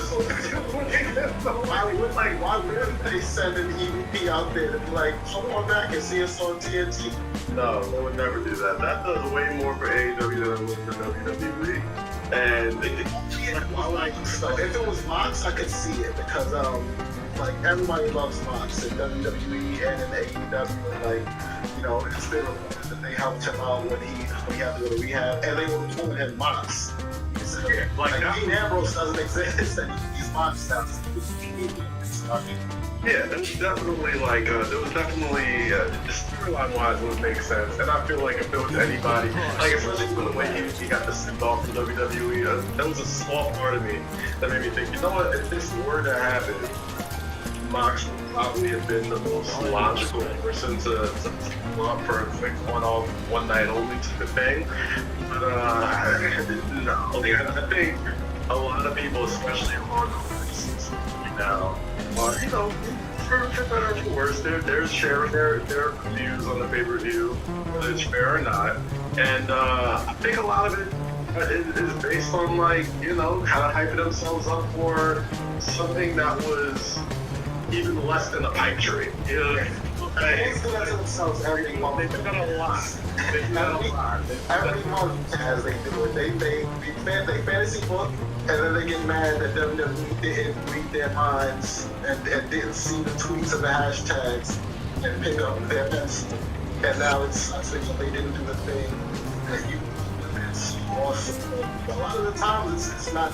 But at the end of the show, I really felt like, as excited as I would have been to see somebody walk through that forbidden door, they didn't really need anybody to come through that door. They had it laid out very well. They were trying to do. You'll be wrong though. Don't get me wrong. I think it will happen one day. I do think it will happen one day. I think right now, man, it's still wrong right now. You know what I'm saying? Like, I think it's gonna take some Lex Lugerisms to really make that forbidden door thing happen. Like, somebody's contract got a slip cracks for like a week or a month, like, where shit like doesn't last, whatever. But I think it's too soon for that to really happen. Like I said, Tony Khan gotta lose his Tony password to happen. Like I said though, who wouldn't want to see it? Not like who wouldn't want to see, like Batman show up in the Avengers movie. I watch that. Hell yeah, I'm watching too. Don't get me wrong. I mean, Being realistic. Realistic. Like, I'm Tony Khan. I'm Vince McMahon. Like, it only benefits Vince McMahon. You know what I mean? Like, it only benefits Tony Khan. It doesn't benefit Vince to have somebody say, hey, remember this guy? Hey, you remember Dean Ambrose? You liked him, right? Well, yeah, he's not even on the show anymore, but he's gonna come and pop up. Yeah, I mean, I think it would make a lot more sense, frankly, to have somebody who was more AEW. I mean, and I don't even know if WWE be game, but it would make a little bit more sense for, like, whatever, like MJF or something to show up in WWE for a one-off match than like one of these dudes from an AEW point of view. Than one of these ex-WWE guys who's like made part of their gimmick that they walked out of WWE to like get their passion again, right? I mean, it's a little bit, it would be a little bit weird for Moxley or even for Cody Rhodes' character to be just like, yeah, I'll go back with help, you know? I mean, but I agree. I mean, I think it's definitely going to happen someday, and it's definitely a little bit. Well, if Raw is not exactly the right word right now, then it's just, you know, yeah. From the EW side, they're in the heat of battle, and I also think from the EW side, it's not going to happen unless WWE acknowledges them, acknowledges that they exist, you know. So I mean, yeah, I think WWE's making it pretty hard for that sort of thing to happen. You know, I agree with that, but I don't think, like, let's say that ever happens. The only way to me it's beneficial, though, is like, the people that keep over like AEW, whereas, let's say, you know, somebody has to win. You know, I mean, WWE just can't go over on everybody. That's the only way it's a true, legit crossover with some interest. That's what AEW did, though, right? They opened that forbidden door, and everybody just got back to Kenny Omega at the end of the day. Yep, that's totally true. I mean, let's put questions. I know you guys have been typing in the comments all night long, and I know that we've been reading them sporadically, but hit in the discussion right now. Hit with questions for stuff we haven't talked about, or even to go back to stuff that we have, and we'll try to answer them. Anybody, start typing now. Yeah, that's a question while we wait for the fans to come in. Yeah. What's the plans with Sasha Banks? Like, you know, I was happy to see her, like, just, you know, opening and forget all that. But it's like, I felt like she was very much like 2015 Daniel Bryan, where it was like, yeah, she was there early on, but I felt like she was someone that should have been on till the end. Like, what's her WrestleMania situation? I think it's a great question. I thought that both she and AJ were set up to be, you know, in the opener slot, and either of those would have been great stories to tell. They really kind of bailed on both of them. I think Kaz tweeted about it, man. That like such a big random career retrospective. Yeah, it really looked like somebody that was on their way out of there. So, trying to answer your question, Ching Ching. That's right. That's the next Sasha Banks. There's this little franchise called Star Wars that is very, very huge, and apparently now Sasha Banks is in it, and she also helped with the Top Championship, and she has taken a lot of crazy bumps over the years. I don't know Sasha Banks. I don't know anybody in her circle, but I'm pretty sure she stepped on set, saw the check that she got, and was like, I'm still taking bumps doing this shit. Number one. Yeah, I'll show up on SmackDown Friday. I ain't cutting no promos. I'm say what's up. I'll do the Rumble, and then I will see y'all motherfuckers at the high. She's out of there soon. Not out of there soon, but I think, you know, Sasha Banks appearances are going to be a little bit more, you know, special occasions rather than, you know. Well, to be honest, the women's division, we saw the reaction Rousey got tonight. The women's division could use it for special occasion people. And we saw them tonight, and we saw a bunch of people in the women's Rumble tonight that could be, you know, very effective in there. I mean, they should just let Michelle McCool just claim the Undertaker streak and just be headlining WrestleMania every year. I mean, everybody in that match. Let's go to some questions. Noah Wilson asks, do we see Edge versus AJ, or what's next for Edge? That's a good question, man. I mean, Edge seemed to kind of put an end to that mid-feud tonight, and he's definitely like a top 4 name on the entire roster. Where do you think he's going to get into WrestleMania? I'll just say this, I don't know what they just going. I need almost match to happen before this. If it doesn't happen before, then I need that at WrestleMania, because they got to include that with the one-on-one first before we figure out anything else. They had it. They almost squashed it, which was it's done. Which was just crazy. That's all we're gonna. That's all we're gonna get. Like nothing. Just say almost gonna give us a classic, but guys, that's why you don't want it. There's almost not get exposed.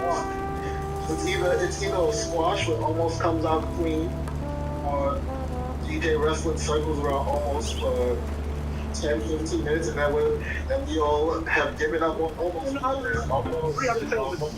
That's a mania-worthy match, though. I just think DJ can get a good match out of me. You know what I mean? It don't matter. Oh man, that dude can get a good match to anybody who puts he doesn't collar an elbow with. I just think like they know was squashing and wanting to care about a showdown. I mean, they almost squashed AJ, but then AJ went to NXT and got a match with Grayson Waller, so I was okay with it. But yeah, that match kind of came away. I think it was like 3.5 minutes. Like one break, like it was just like. Yeah, it's okay if you forgot about that one. Okay, let's go to Mark Concepcion asks, are we getting Orton Riddleson? That team is, we've always assumed that's headed for a one-on-one, for a feud, you know, I mean, and I think a lot of people assume it's headed for a WrestleMania feud, but man, they're having so much fun together. I don't know, they can keep doing this for 2 years. Where do you think we're doing with those two?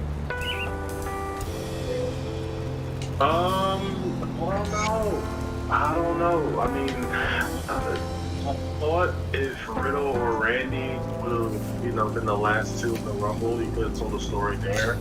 But man, I think the fact that we can't picture them breaking up is probably means it's the perfect time to break up. You know what I'm saying? So I don't know, man. Like I think Arcade Bro is doing really well, but they've also been together for quite some time now, and I think, Randy has, he's given Riddle a pretty huge rub, and I think he's ready to kind of, break out on his own, either, by WrestleMania or a little bit shortly afterwards. But yeah, I can relate. Yeah, if they're gonna do that, I would love to see like the Riddle heel turn on that. Because it's very easy to assume Randy Orton's gonna turn with him. But if we got the Riddle like heel turn right before Mania and like he's a new legend killer, that would get me. But I don't know if you can do that with this stoner, happy-go-lucky, type of character. Yeah, I mean, you're right. It's tough. I mean, I think I kind of imagine. I was always fantasy booking a Riddle gets serious sort of situation. He's proven that that's totally unnecessary. But maybe he just stays a stoner and says just like, yeah, I switched to sativa and now I'm a badass. Let's see what's next. I know people ask this. Are we shocked there's no NXT wrestlers in the Rumble this year? Very. I feel like not really. I think. There's a small part of me that was expecting like a Carmelo Hayes appearance or a Braun Breaker appearance. But you gotta remember, these guys really just started wrestling, 7 months ago, 8 months ago. And if you think about the guys who got that NXT call up, these are, 10, 13, 15-year veterans that, work. So I don't know. I'm surprised, but not that surprised. Considering folks that you want to see NXT in the Royal Rumble are still very, very, very, very, very, very good. So. And there's Dunn, there's Ciampa, who was I think swing. There's Roddy, there's LA Knight.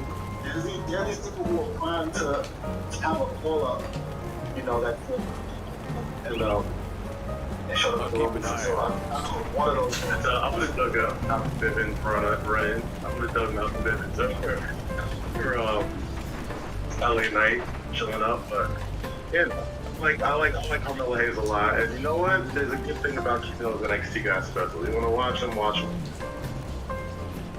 Yeah, I agree with that. I would have liked to see, one call up. Maybe my prediction Ciampa to have a good run in there or something. I think that there's a couple of folks down there who, could have a good run on the main roster if given the opportunity, and this would have been a fun time to debut. I mean, at least it would have been some spice, for the night. Like I said, listen, there are people asking about why the WWE built stars. I mean, like I said, there was a run in there in the first the Rumble where there was a bunch of young stars. It does seem like they're actually aware of the problem and trying to push it, but they just didn't matter for the end game, So maybe they just got him out of there, Well, I guess almost got most of them out of there.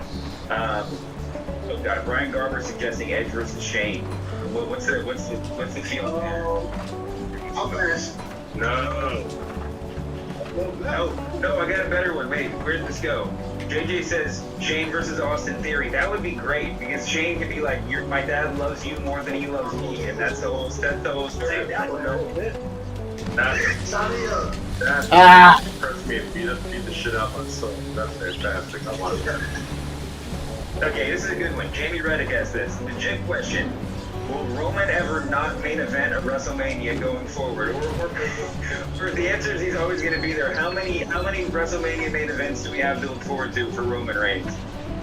You know, down for like 5 more. I'm there like I think Roman tapped out of like 8 main events. What yeah, now 4? Is that 5? Is that 5? I think he tapped out around 8 or 9.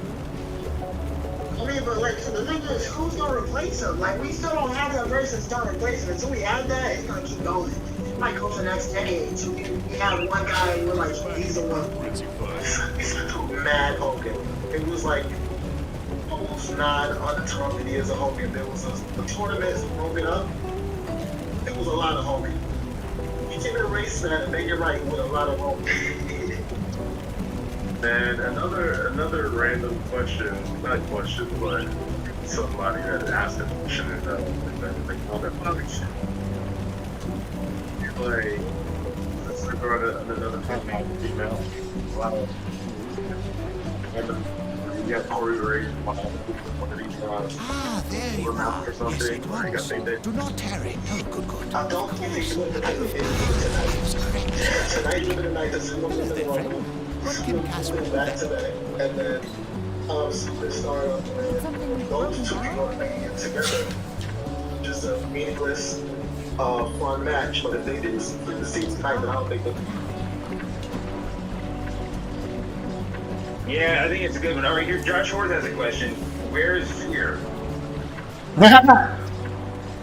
It's on the way, man. He's on the way. He's coming. We gotta stop acting like we care. It ain't gonna matter for the yeah, I'll keep it on with you. Listen. Clever little cute little joke. Everybody keep going on Twitter and stuff, but This isn't the first time that they've done this, right? Where they like bump somebody up to make a big debut. So I think that was the thing there, but that's so funny over here. I know we're making a joke. I know we're making a joke about it, but this yeah, look at that one down. Oh my God, he's in here, and then that's a wrap. This is a wrap. Vin Baker asked, what was the biggest pop of the men's rumble? He said the McIntyre pop was loud, which is true, but that was sort of a surprise return. What do you think got the best reaction? But not just pop, but overall, like in ring. Like, what do you think? Who do you think got the best reaction of the night in the ring?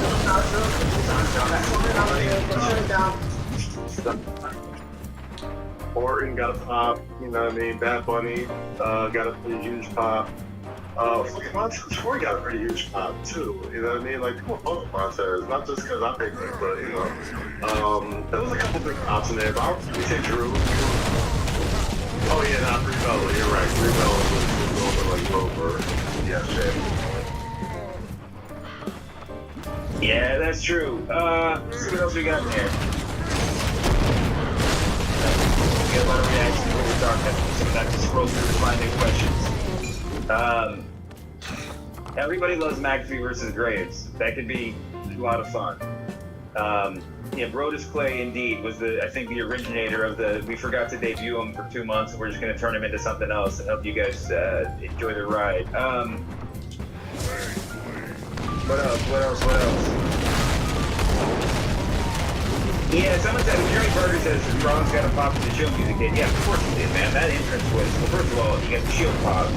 Second of all, I mean, yes, that was probably as good of an indication as anything that feud was going to be over tonight, but over by Crook, because they just like, I mean, that would have been the WrestleMania entrance if they were going to keep the feud going, right? I mean, that was they just put it all out there, and that was a hell of an entrance and a whole lot of fun, and they told that story really well. Chad Gable. Oh, Jake Jones says Chad Gable deserves a shout out for being a genius. That was a lot of that was funny. He was the only people that's like had a game plan. Or not? That's not true. There's always somebody with a game plan to Rumble, but he came in with one, and did a pretty good job of executing it.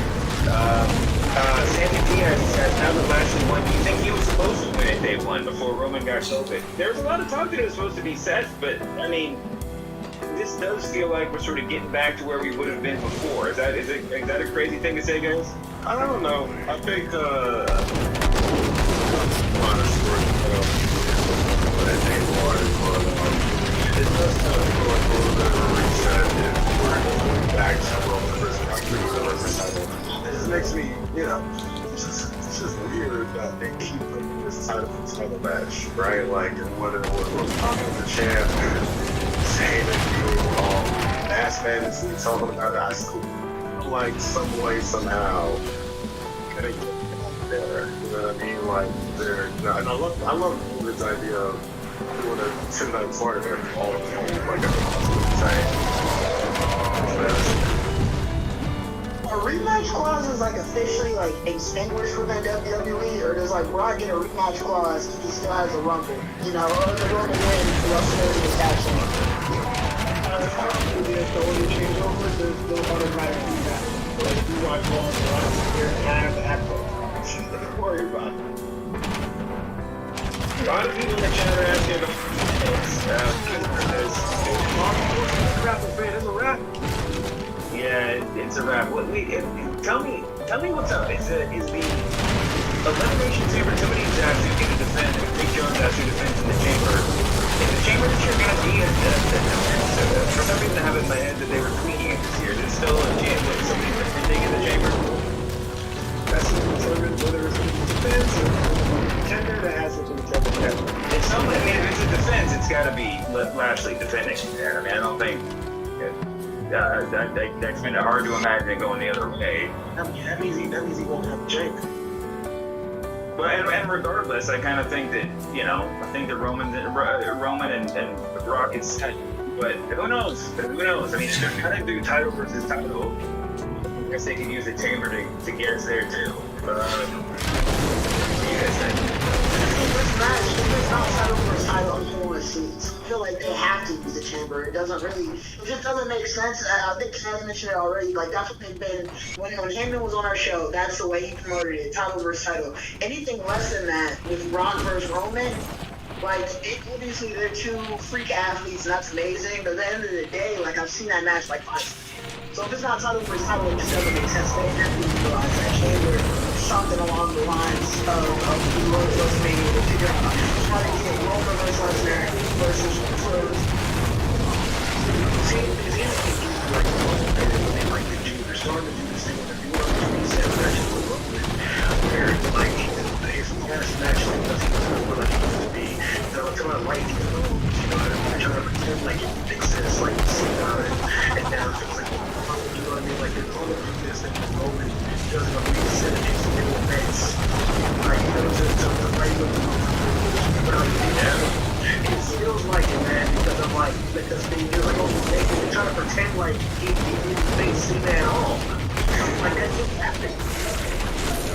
When did we as fans decide that we don't like violence in wrestling? Like you think about the Shaw, beefing in the round, beefing over the Continental Championship, like beefing over the World Championship, and then everlasting beef over who not to keep Vince McMahon in 1997. And now because we see Roman and it's just like they you understand that this is Roman that we see. We haven't seen out. See him through all his old rivals. But my thing is like you gotta raise the stakes of those rivals. Like I'm not against rivals. You know, raise the stakes. It doesn't make sense for us to have this match when they just had this like what, 3 months ago? That's what I'm saying. That's what I'm saying. My opinion is this version doesn't have to be made of WrestleMania. It doesn't have to be. Just if you want to write in the room, don't just tell me who was at this match. That's why I think we should respect bring some space to it. Yeah, that's true. I mean, he's also sort of getting to that point in his career where he can put his career on the line too. It would be half believable. He's just gonna just go disappear. I mean, at least he go disappear for a year or two. But I agree. I think they did. I mean, This is a Roman we've never seen before. You could argue this is a Brock Lesnar we've never seen before. You know, we've never seen Brock Lesnar in cut off flannels and hipster top knot. I mean, it does feel a little bit fresh, but I agree. Also, they got to raise the stakes. Joe Wilner raises an interesting proposition. Should they trade Finn to AEW for Wardlow and cash considerations? Does that mean? That's a big little trade. Why would you?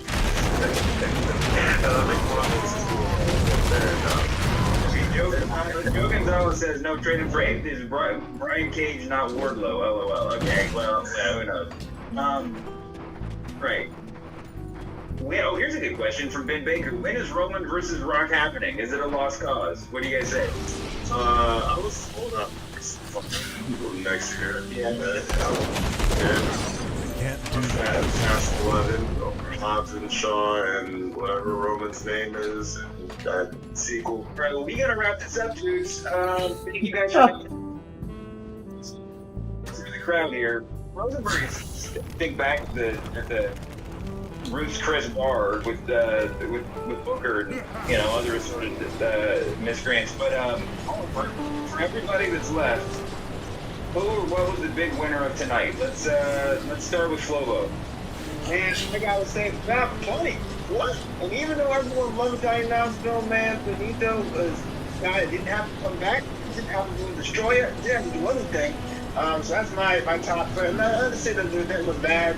My top wrestling moment definitely was personal that started around the ring, but I guess my man Pete. Who was the big winner tonight? Yeah, Paul Bunny put it out there, the greatest celebrity wrestler of all time. That's just I'm just putting it out there. Man Bunny had my heart, man. He loves it.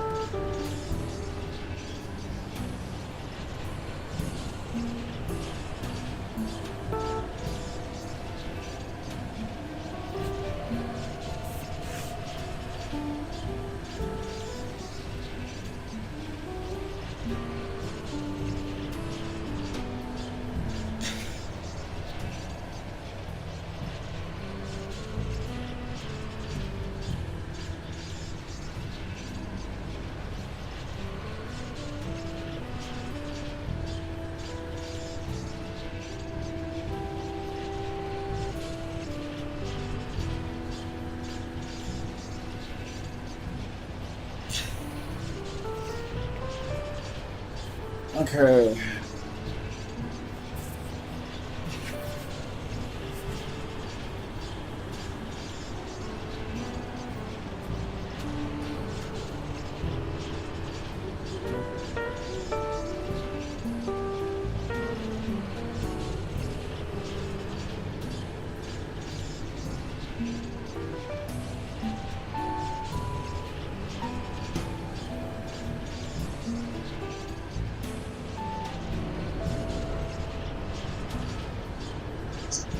My keys. These shipping left me on the toilet. Oh, why in the world are they bringing the DSF2? And then spending time making DSFF8 because DSFF7 left me on a cliffhanger. Well, so I figured I can't sleep, bro. I've been dying to see how this cliffhanger resolves. I need to know what happens to Joe and Cassandra Booty Clapper and the whole Booty Clapper family. Now I can't even get it because they're using all their manpower to remake some 15-year-old game we all play. Well, I wanted their cash grab, bro. Let's keep the nostalgia dangle it over your head for money. Fucking money. You know what? At this point, I can't even blame the companies anymore. You know who I blame? The dumbass idiot dummies that keep buying this crap. Because that's how they keep selling more. It's gonna stop. I wanna play my game. I don't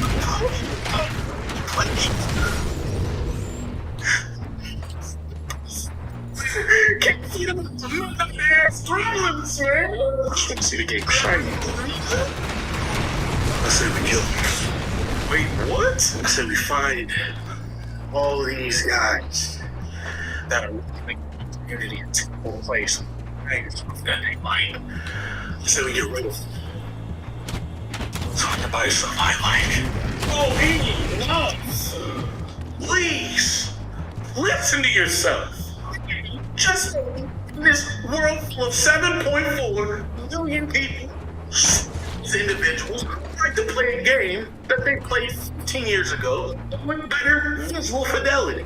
What's even crazier is, maybe some people didn't get a chance to play this 15-year-old game 15 years ago for a plethora of reasons. And now they get to play it with better teammates and better visual.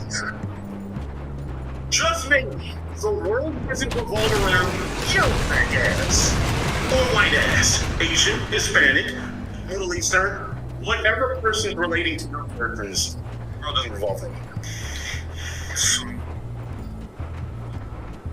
You're one of those guys who buy these remakes and remasters. I guess buying remasters and remakes for my life, because I like the idea that gamers are able to choose what. You did not let that nigga make. I want to give a shout out to today's sponsor, Keeps. You did not let that nigga make it.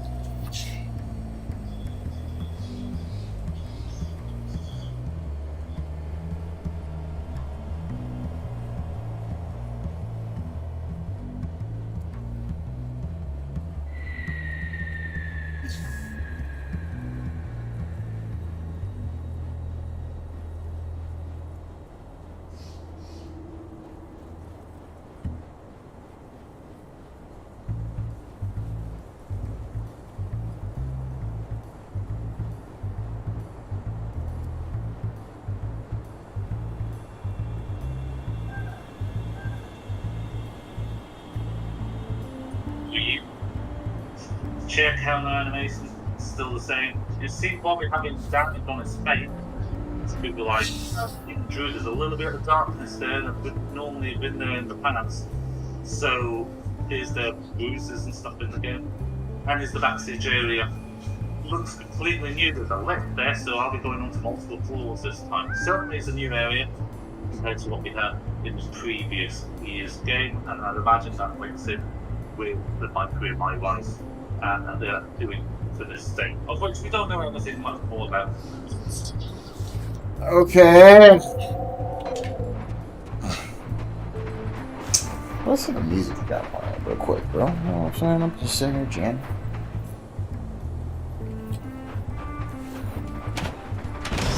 Not bad.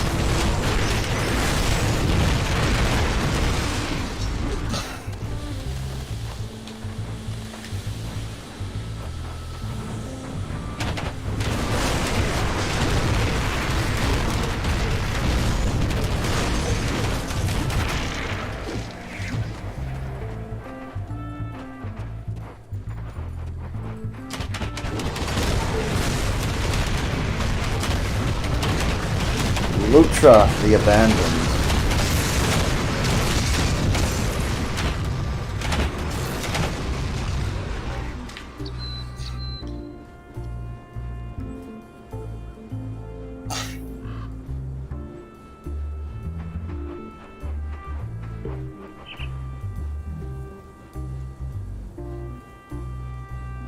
Huh.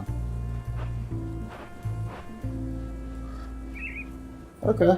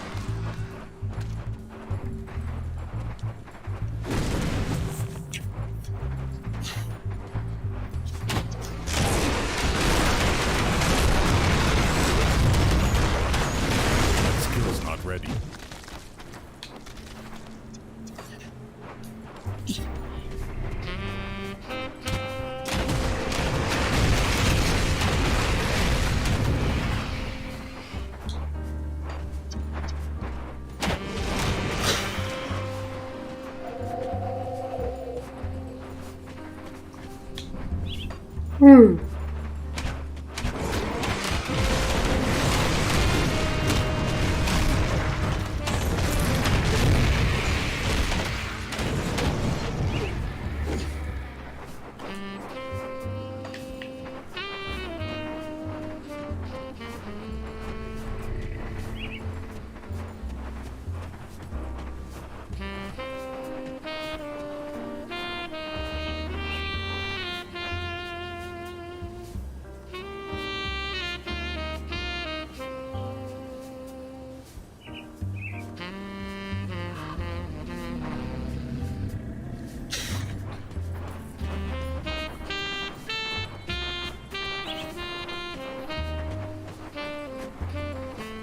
a shrine. Fuck yeah, dude.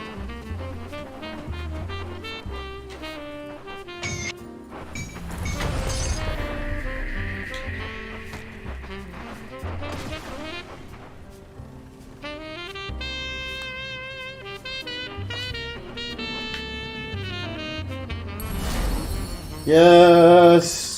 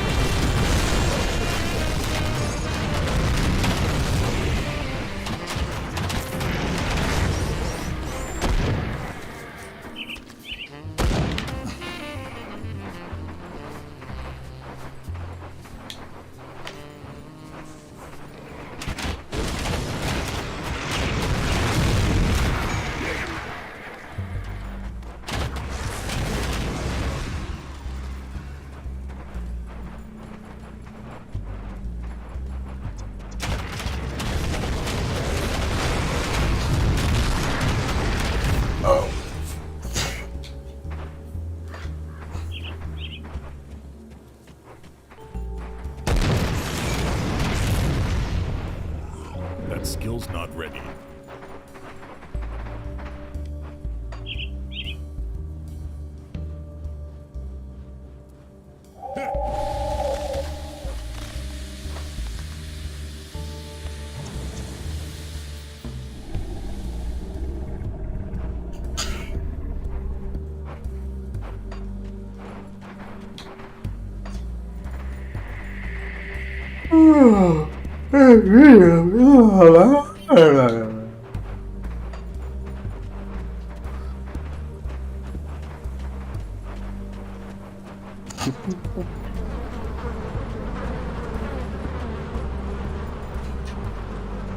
Watch your back. Trust no one.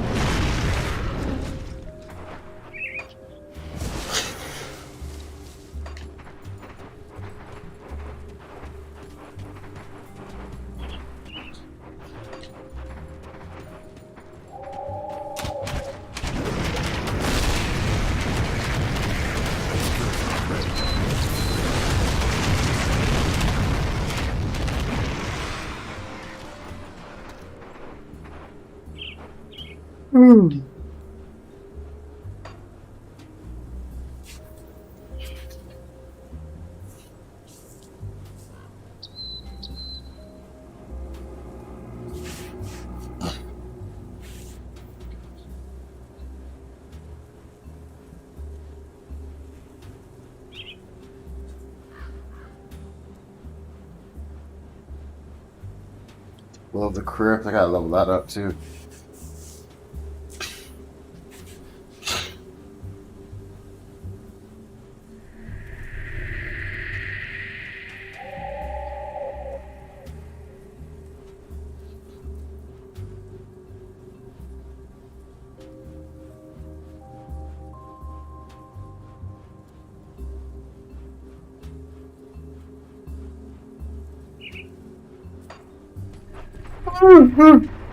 Wait, I can learn soul harvest now, right? Yes, I can.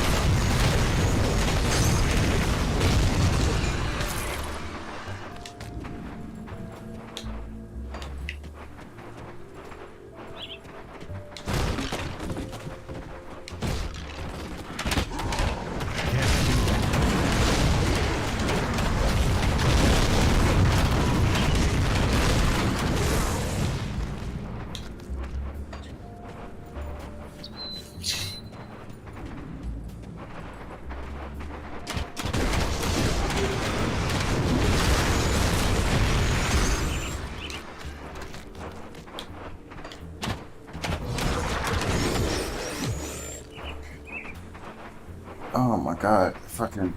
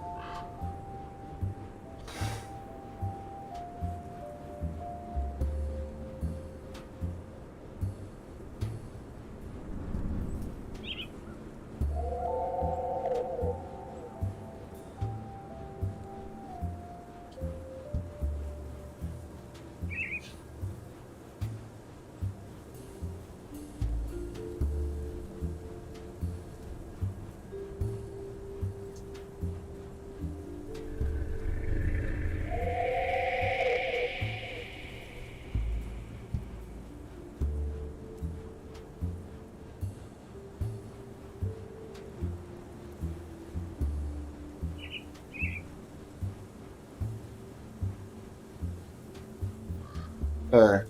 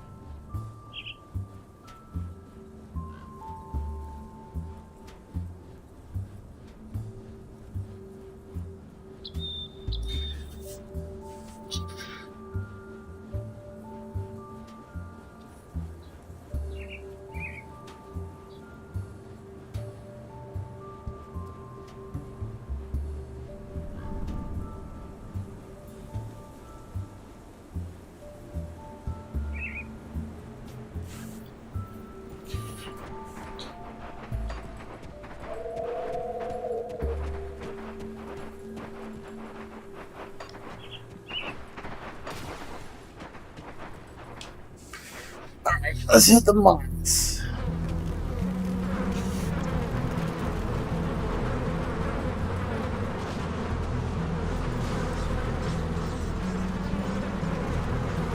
Okay, cool. Smuggler's Pass, finally.